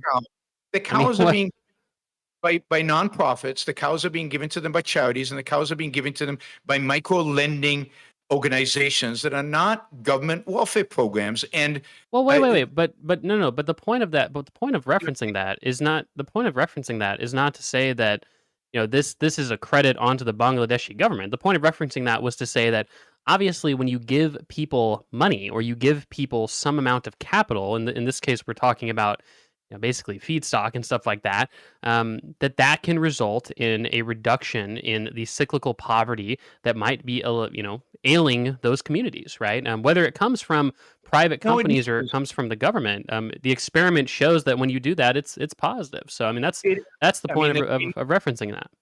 There's been an experiment with UBI in Finland, and it doesn't show that. But let me just point this out. Money, UBI is not something I'm advocating for, to be fair. But Finland's also a very wealthy country, so it is obviously there's a marginal trade-off here. There's a marginal benefit in cost here. Point. If the money is given to the farmer and the farmer or to the poor person, and the poor person uses that money to consume, then that is not capital. The cow is capital. I agree with you. Stockseed is capital. Money given to the person to start a business is capital. That there's a huge difference between money just handed to a person, which is what the welfare state does. It's handed for them to consume, versus for them to invest and produce. Let me ask a question. If the U.S. said, "Hey, instead of an earned income tax credit, we're going to give you, $5,000 a year to invest in the stock market," would you call that welfare? Can you pause real quick? Yep. Oh my God! I just noticed something very flawed on the argument that Econoboi is bringing up with Bangladesh, right? And I don't even think Yaron should be disputing this, because what he's talking about is not so in the analogy, right? It's Bangladesh. The analogy that Econoboi is trying to present, it's like, Bangladesh received money, right?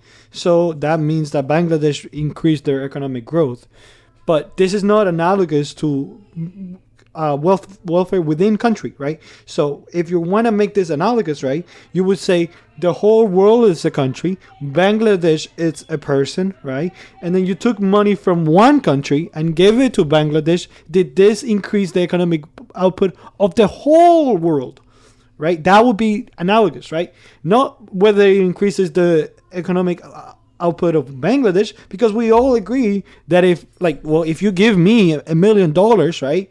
Well, now I have more money to work with. So yes, it's going to increase my economic output, but it's not going to increase the economic output of the whole country, because somebody else could have used that money better than me.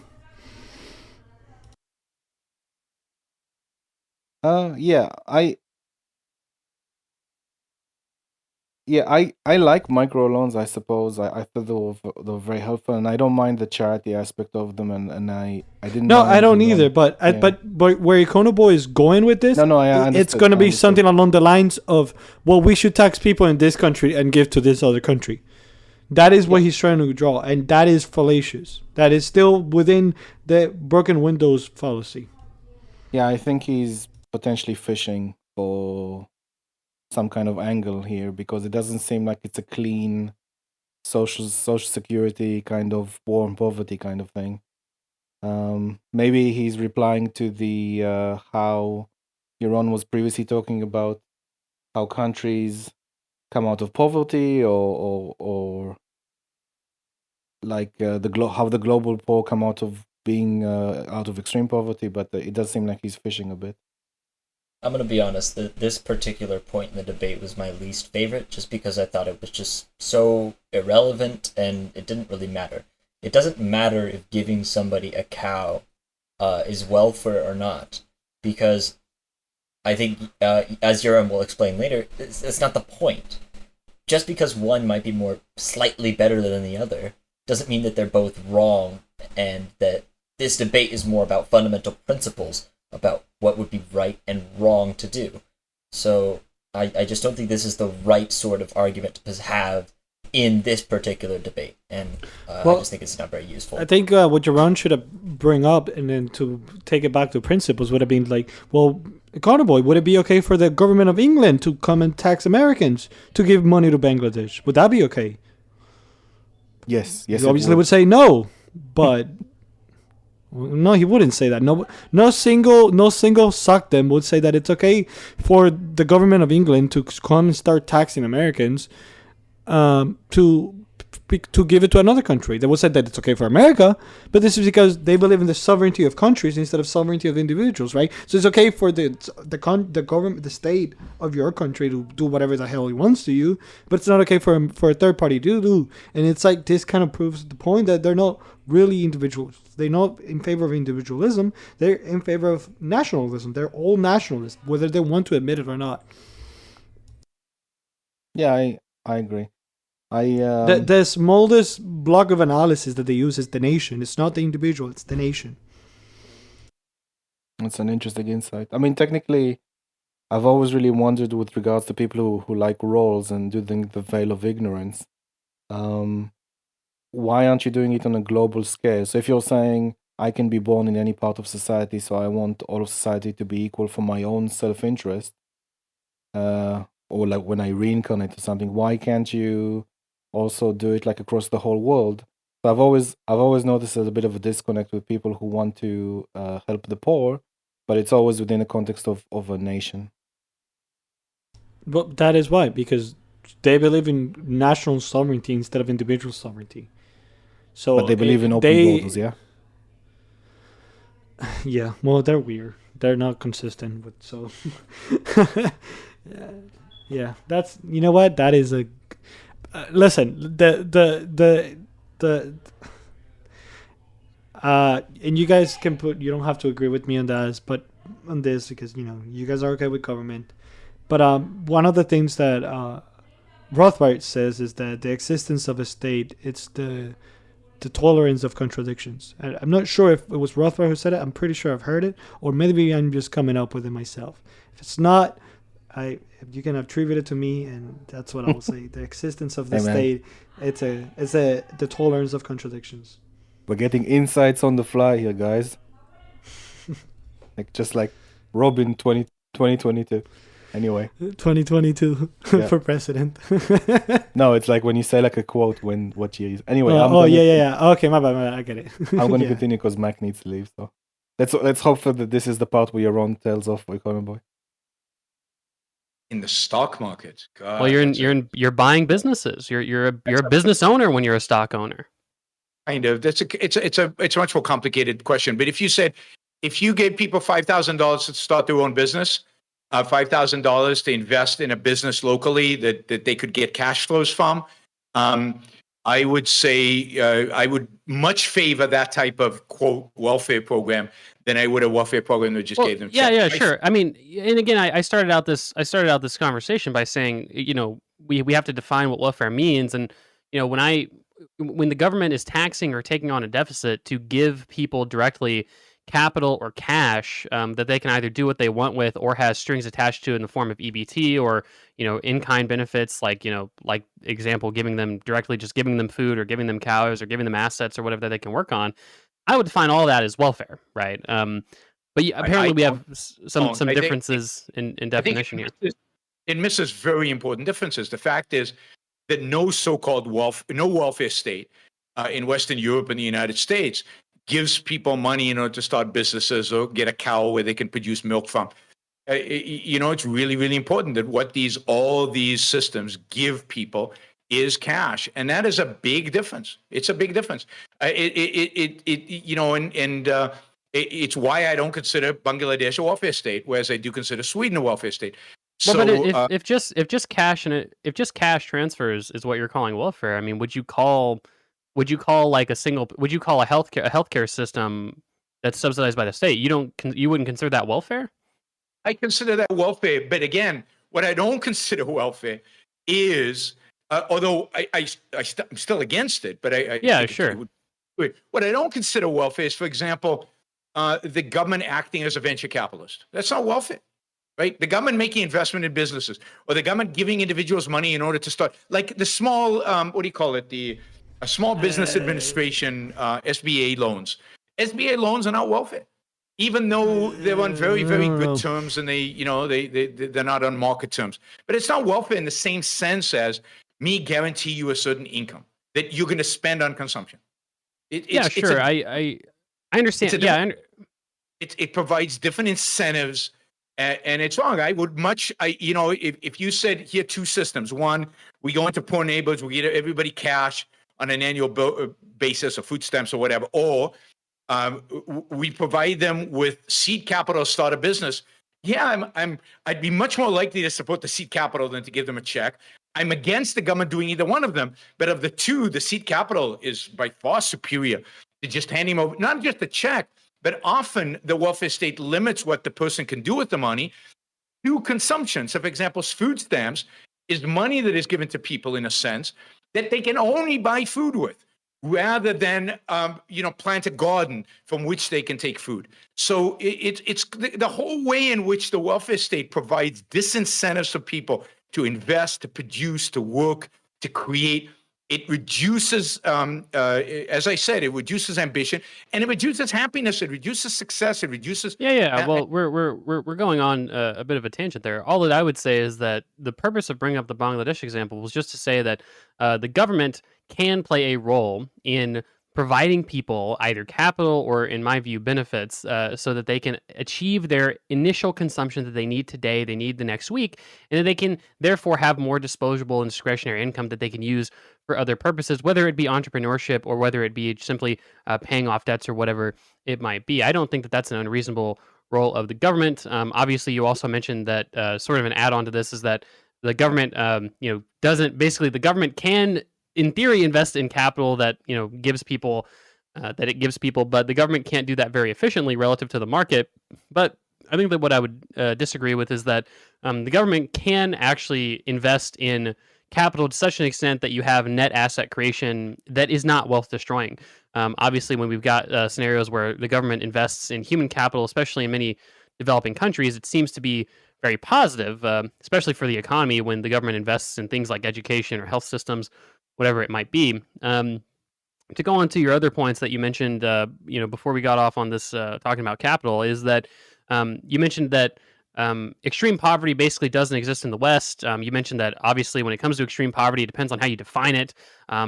But I mean, I'm not really changing my definition of extreme poverty over time. If we look at the relatively consistent ways that we've defined extreme poverty over time, and how we've measured it across time, those measurements show that welfare makes poor people wealthier. It makes them, to me, live better lives overall, right? You can also say that capitalism is what alleviated a lot of extreme poverty. I don't disagree. Again, I'm a capitalist. I think that, again, good paying jobs, economic growth, that is the thing that reduces a lot of poverty. It's more about the role of the state in terms of helping people along the way that aren't necessarily helped by the market, which brings me to your last point, which was that you ended up bringing up, what about people who can't work or are still at the end of the day disadvantaged by the market mechanisms surrounding them without welfare. And you mentioned that, well, obviously, working people can help those people however they want. Again, I would just pose the thought that today, all people who are living in relative poverty, all people who are homeless, let's say, I imagine we'd agree to some extent that homeless people are living pretty rough. Let's say, those people are free to be helped by the market at any time, and the market certainly has the wealth. Sorry. No, I was just gonna say that yes, homeless people are the ones doing the worst, and yet they're not the ones being helped the most. So it just points to another contradiction within the idea of democracy. Democracy, it's not gonna achieve a single end. It will work towards contradictory ends all the time. It would, on one side, be trying to say that they're helping the poor, and then the other side, they're making their lives worse. And it's one side saying it's like, well, we shouldn't have rich people, and the other side is giving money to rich people. It doesn't achieve any end. It ends up being like what we have in America, where it ends up being the worst of all systems in certain areas. Specifically in healthcare in the U.S., we have the worst of capitalism, right? Which is profit for the corporations, right? For one single group, right? I don't have any problems with profit. I do have a problem when only one single group of people have the right to profit. If only they have it, that is bad. We should all have it. And then the bad side of socialism, which is no growth, no improvements, no nothing. Yeah, I mostly agree. I think in the case of homeless people, it's interesting because technically they are the poorest and the ones that need help the most by definition. And with the welfare system, the way that it's structured up, Social Security, I mean, you now have Social Security now. If you are old and homeless, you can get Social Security. I think that was tacked on a bit later, but it doesn't seem like these people are being helped. If and I don't At mean all, that like not at in a, all. yeah, and I don't Not at mean all. that like in a, how can I say? I would say that these people, if you are making the claim that you need to help, we need to reduce poverty, these are the people that should be helped first as the highest priority. But it seems like they're helped last, if not at all.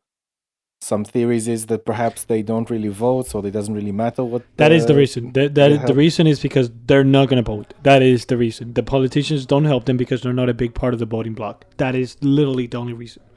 They have no incentive to do it. I don't like this idea that people put in. It's like, well, people in the market are self-interested, but we are going to survive because politicians are not self-interested. It's like, no, we all should be self-interested, and that is okay. If you care about helping poor people, help them. Don't put your hopes in some random politician. Don't put your hopes on them. You help them. You do something about it.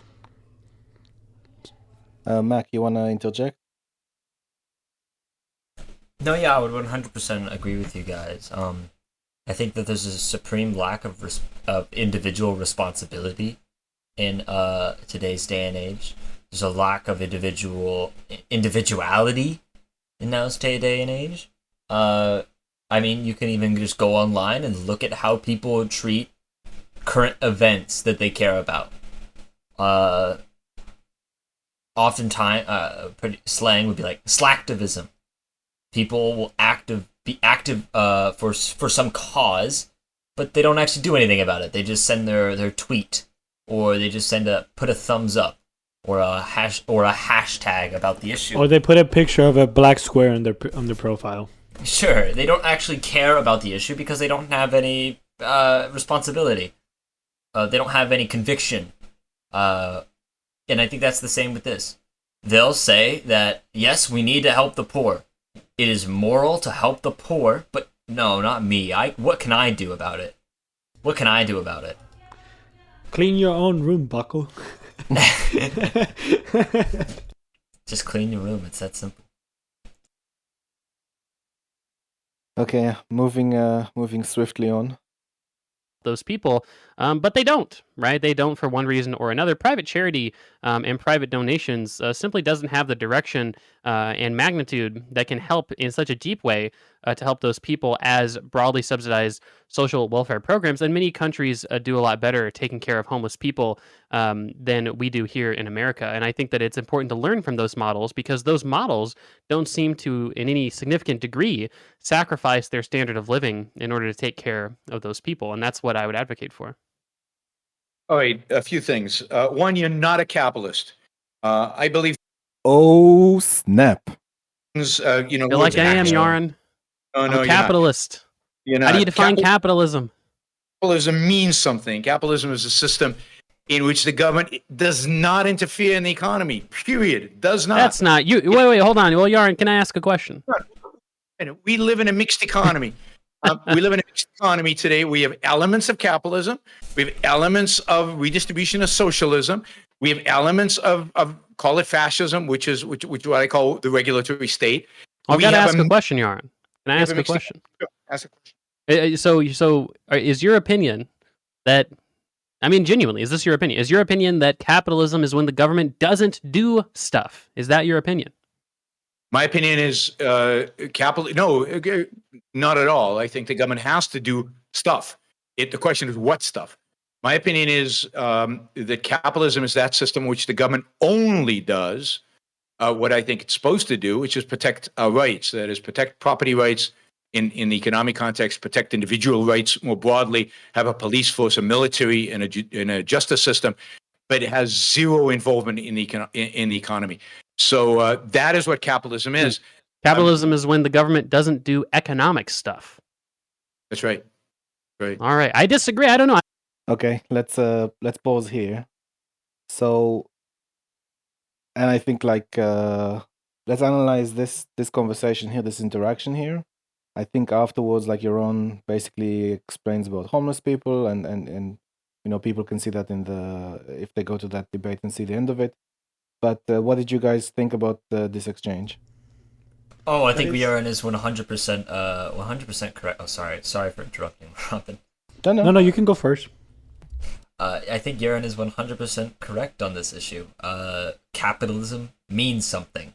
Econoboi would like you to believe that capitalism just means some semblance of attributes of market incentives, profit, and some other mishmash of economics. But I think it's obvious that capitalism isn't only just those things, because capitalism, as it derived originally, as a system, when we could first distinguish capitalism from feudal systems, it meant something. It was a particular system, and I think Rand's definition of a system in which property is privately owned and in which individual rights are protected is the proper definition of capitalism, because you can't have capitalism if individual rights aren't protected.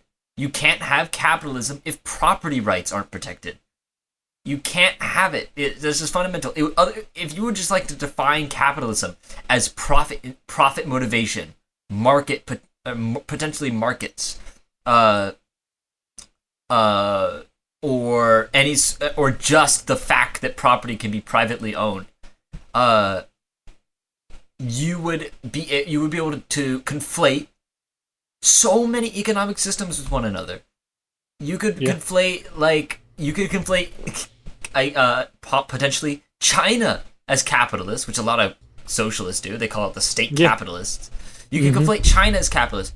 Obviously, this isn't true. Obviously, there's a difference between a feudal country and between a capitalist country, and I would say that difference is protection of rights, the recognition of the individual as sovereign. I agree, and I think sorry. Go ahead. And one point I think that is particularly, I guess, sort of makes me a little dissatisfied, is where Econoboi seems to imply that Yaron Brook's definition of capitalism is either simplistic or that it's simplistic and therefore wrong. He equates it as capitalism is when the government doesn't do stuff. That's your belief, and he says it with such a sarcastic tone as to try to make it appear as something just unbelievable and obviously idiotic upon it just observing the putting of the words together. Just obviously wrong based on the statement itself, when that's not true. It isn't obviously wrong by sarcastic snarking that that's what you actually believe. You're just simplifying. You're just removing what capitalism actually is. There's a reason he's doing that, and it's because he expects us to have the reaction the socialists have when we say that socialism is when the state does economic stuff. Because they get no, that's not what socialism is. But in reality, we'll be like, yes, that is socialism. And capitalism is when the government does not do economic stuff That is what capitalism is. And he does that reaction with this snarky tone and he's laugh and stuff because he expects us to get defensive and come up with like some vague definitions like the socialists do. But no, Jerome Brook is 100% right. Capitalism is a system where the government does not intervene in the economy. And the least it intervenes in the economy, the more capitalism it is, unironically. I would add that. So, before I add what I want to say, actually, what did you think about the interaction where Econoboi said that it's perfectly okay for the government to give people assets, capital, money for capital? Like, it seems on the face of it, I haven't heard this before outside this debate, but on the face of it, it seems like it's not something the government should be doing, not something the government would be able to know how to distribute properly, even if it did, or it would be very inefficient at it compared to the markets. Yeah. And Well, I mean, this is something. why is this even a role of the markets? Well, I mean, this is something that Ludwig von Mises was the first one that put the first nick on that argument, and it was with the discovery of the economic calculation problem, right? And then Hayek made it like put another nick into the argument with the discovery of the local knowledge problem, right? And it's the government is not capable of doing this. The government cannot do this, and when you try and test these suckdems at this principle, they won't commit to it all the way because otherwise they will be full central planners and they wouldn't leave anything up to the market. They know this. They have an ideological bias towards, a certain policies the government should do, right? And they will defend those biases. I think because the ECP still applies to that too. The government cannot calculate who to give capital to. All right, guys, it's now 6:00. I think I'm gonna have to go. So I'll see y'all later. But thank you guys for talking. It was very good. Mac, before you go, just make sure that the upload reaches 100%. Oh yeah, before you close the app, yeah. Yeah. All right, so how do I do that? Just wait. But you can leave. Just make sure that the thing remains open.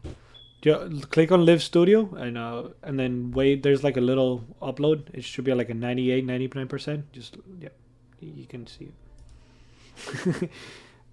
What were you gonna say, PCH? Oh no, uploading again.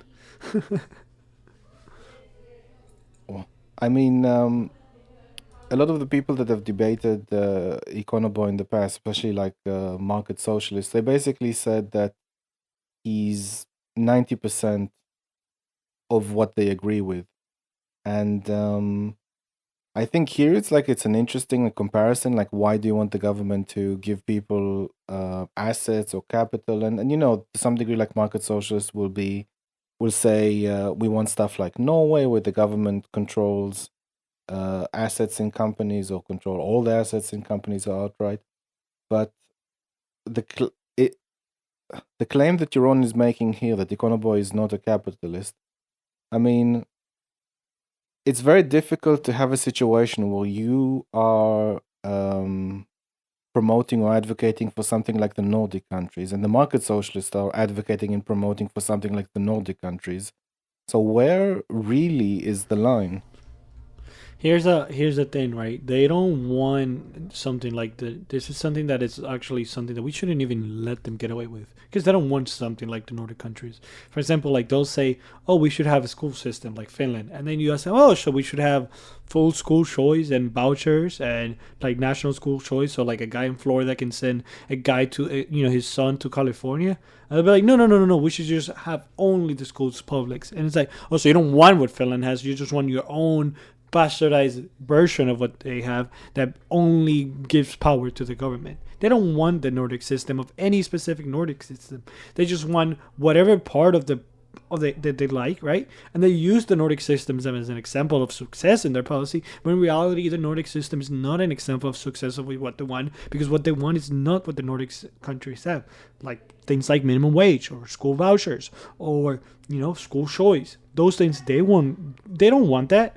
They won't give people enough, the autonomy to select that. They don't want parents to have control of where their kids go to school. They don't want that. they'll just pretend that they want things like the Nordics have, to use them as a beacon of hope, of an example of their policies working, when in reality you can't really tell, because the Nordic systems, just like every other state, are working in contradictions. They'll have staff that are working towards one direction in favor of markets, and they'll have other things that are going against markets. It's So, what would you consider Econoboi as? If he's not a capitalist, what is he? economically, Yes. he's either market socialist or he's economically a fascist. Either or. He's not. The fascist minus the racism, yeah? No, he's economically a fascist. Fascists weren't racist. Fascists were nationalist, right? They cared about helping the nation, whatever that was, and they were okay with welfare programs, right? I think this is a false equivalency that socialists have been the ones that have created. That they make, the Nazis were fascists and the fascists were like Nazis. It's like, well, no, they weren't. They were different. They advocated for different policies. They wanted different things, and even if you say that they are right, the Nazis, if you get rid of the racism, economically they wanted the same thing that people like Econoboi want. They want a mixed economy where the private capital, right, works in the interest of the state, works in the interest of a certain collective that they picked, whether this collective is the workers, whether this collective is the poor, whether it's about the sacrifice of a group for another group. That is what they want. Economically, they're fascist. And Interesting. Do you think that if I told Econoboi, I told him, look, we have a mixed economy, but the government has like a limit. The government cannot do more than this. Like, the government cannot spend more than 50% of the GDP, or the government. they won't be okay with that, because they don't want a limit on the government. They just want the government to do certain things, and if the government is doing those things, they don't care how much is spending on those things. Just care that they're doing it. So At least I theory, haven't seen unlimited. I haven't seen any instance where they say that it's okay, that we should limit spending, unless it, like, you know what I mean, like if it's in the right things. I've never seen them, you know what I mean, like I never hear a suck them say it's like, I don't, well, I mean, maybe if you ask them if we should start giving $100,000 to poor people, they'll be like, no, we shouldn't Actually, do that. I thought about it. You know how they keep saying this program is wildly successful. This program has 76% approval. I'm like, why don't you have a program that the government gives everyone $100,000, and it will be wildly successful. Like, everyone will agree to it. Yeah. Um, I don't. It's kind of weird. Go on. So let's summarize a bit. Overall, what was your feelings towards the debate? What did you leave? What impressions did you leave after watching the debate? I think and by the way, this is as far as I got on my own, so I have to finish the video on my own. So I didn't get any farther than I had gotten before. And but I do want to say that I think Yaron Brook set an example of what defending capitalism is in this debate. He did it better than he's ever done it before, in my opinion, and it shows that he's been working on his arguments. It shows that he's been working on his rhetoric. It shows that he's been working on his integration of values. He did very well, and he's a far better debater than he was a few years ago. And if he debates every single socialist, every single lefty, every single fascist, the way that he debated Econoboi, or Econoboi, I think the ARI, it's gonna be doing a lot better thanks to him. But that shouldn't be what he does. He should do it for himself. Yeah, I agree. Yaron was really on his game for this one. Pragmatists are very, very hard to debate because they won't stick to a particular topic. They said, yeah, I agree with you on this. This is bad. They're very slippery. They're very slippery. It's very difficult to pin them against the wall and say, look, this is bad. They say, well, I agree with you. It is bad. but I just want a little of it or a little of something else. So in this debate, he did very well. The example of the definition of capitalism, I think, was very helpful here as well, because the Econoboi was really all over the map with what the government can do. So it was a bit like, I agree, it was a bit ridiculous, and I think Yaron was on top of that very quickly. And yeah, the debate was. I wonder what, like, I always want to hear like a suck them define what do fascists economically want. What is it that they want economically?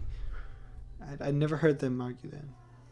I think to some degree fascism is corporatism, where. Well, yeah. Well, we know we'll say it. I don't know if suck them will say it.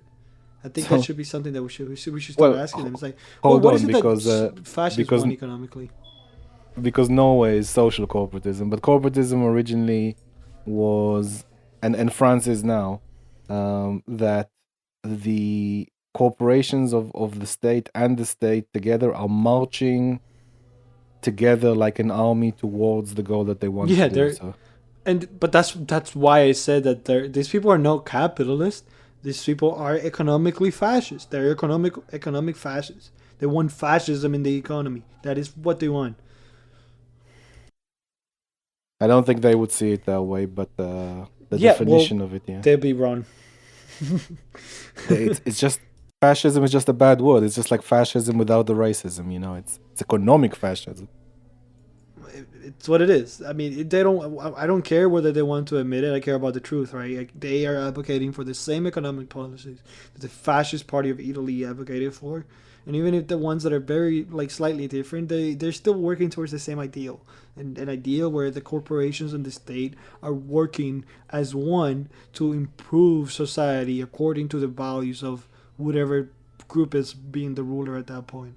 They're not advocating for freedom. They're not advocating for individuality. They're not advocating for the rights of people, of minorities. They don't care about any of that. They care about using people to their end. Their end is mixing the state with with corporations. That is their end. Yeah, it reminds me of something a bit different. You know how in this debate and every other debate, basically with utilitarianism, it's like the fact that helping the poor or helping the needy is like a value that both debaters have to hold, but it's always the case that one debater will hold freedom as a value, but the other one will not even consider that as something important. Make it like, yeah, you have your freedom, stop complaining, you can do most of the things you want, but they don't really take it seriously, the concept of giving people freedom. Mm-hmm. I think, yeah, that is true. And one thing that I think, and I don't know if I think people don't do it enough. Ask a utilitarian, well, how do you measure utility? Ask them a lot of that. Is it just happiness? Okay, how do you measure when somebody's happy? Are we gonna like scan it? Are we gonna do surveys? Like, how do we know whether we're doing the right thing, man? Because I know when I'm doing the right thing for myself, but how do you know when you're doing the right thing for others? How are you gonna figure that out? I don't think it's a bad idea. I think Liquid Zulu tried to do it with Econoboi, and Econoboi just kind of slipped away from it because we should start calling him Slipper Boy. The thing is, with utilitarians, they'll always be more concerned with the overall system. So they'll never say, how did you reach the calculation that the overall system... But, well, I have these, 5-6 different statistics, and the higher they are, the better, and therefore that there's less suffering when they're 15% higher or something like that. Yeah, I mean, they don't, like I said, they never tell you how they're measuring it. They just say, well, this statistic says this, and this is better. It's like, well, how do you determine that? Did you ask people if they wanted that? Is it democracy the way to do it? Is it because they can vote on it? Well, what if I can vote with my dollar? That is the democracy. Is the market democracy then? Is that how we arrive? You know what I mean? It's a weird system. I'm actually working on writing something. It's going to take me forever. And I call it, it's both an attack on monarchy and a defense of what I call the democracy of the market. It's been taking a while, but it's going to be called Democracy, the Market That Failed, and it's like I said, it's an attack on monarchies and an attack on democracy, and then it's a defense of markets. So I think in most cases, democracy and utilitarianism, like they're on the same path, but there are times when democracy isn't. So in the UK, for example, there was like not a vote, but a survey, and 73% of people said that they want a benefits cap. So meaning, no matter how many kids you have or how much help you need, there's a cap, which was at the time a relatively low cap of how much money you can get per month.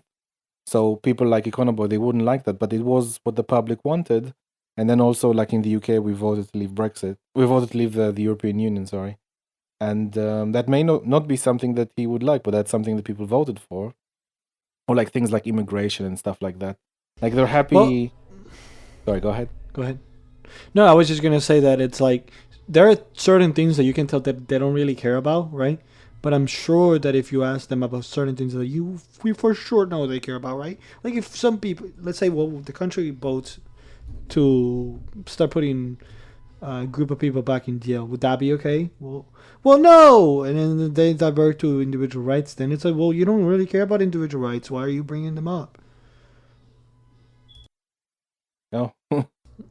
You know what I mean? Yeah. Why are you bringing them up? Why are you using my arguments? You don't care about my argument. You don't agree with me.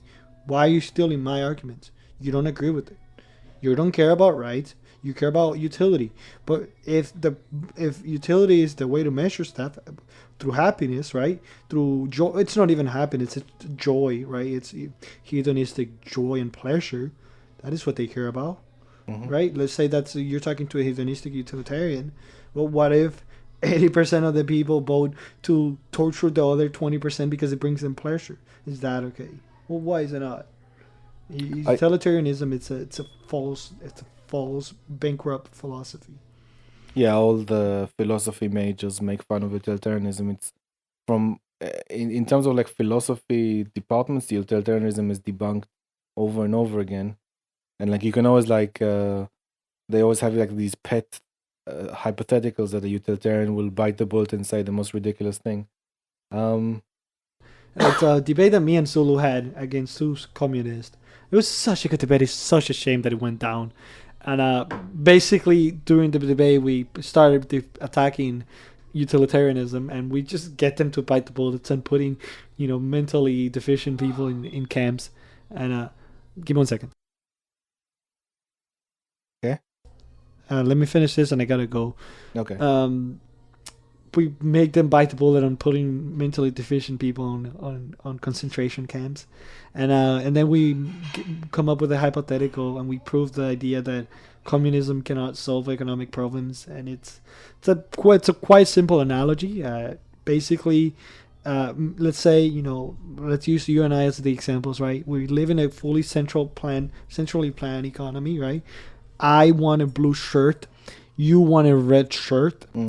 The central planner has to decide which one of us gets this shirt because there's only enough cotton for one of us. How does the central planner determine which one of us gets the shirt? And it's not a shirt that we need, it's a shirt that we want. Yeah, I think I saw that. They don't have a way to solve that. That's not something a sock them will have a problem with, though. Well, yeah, because they'll just leave that part to the market, because it's a they're listen. Suck them as much as I hate them. They're still they're at least a little smarter than socialists. Socialists at least have principles that you can argue with them over. Suck them are just pragmatic. Well, they have principles. It's just it takes a lot of work to find them. Okay. Anyway, thank you very much for contributing your time to this. Yeah. This thing, I think it was fun, to be honest. I would say it was fun. Thanks for having me on, man. Yeah, no problem. Just shut myself out. I'm not currently posting anything, but I will be starting soon. Just okay. Cool. Find me anywhere. Do you wanna Robinthestate? Yeah. Just Robinthestate everywhere. Twitter, YouTube, Twitch. That's where you can find me. Robinthestate, everyone. I'm gonna say goodbye. You just hang on the page. You don't have to do anything, and it will be okay. Anyway, bye, everyone. All right, man. Thanks. Take care.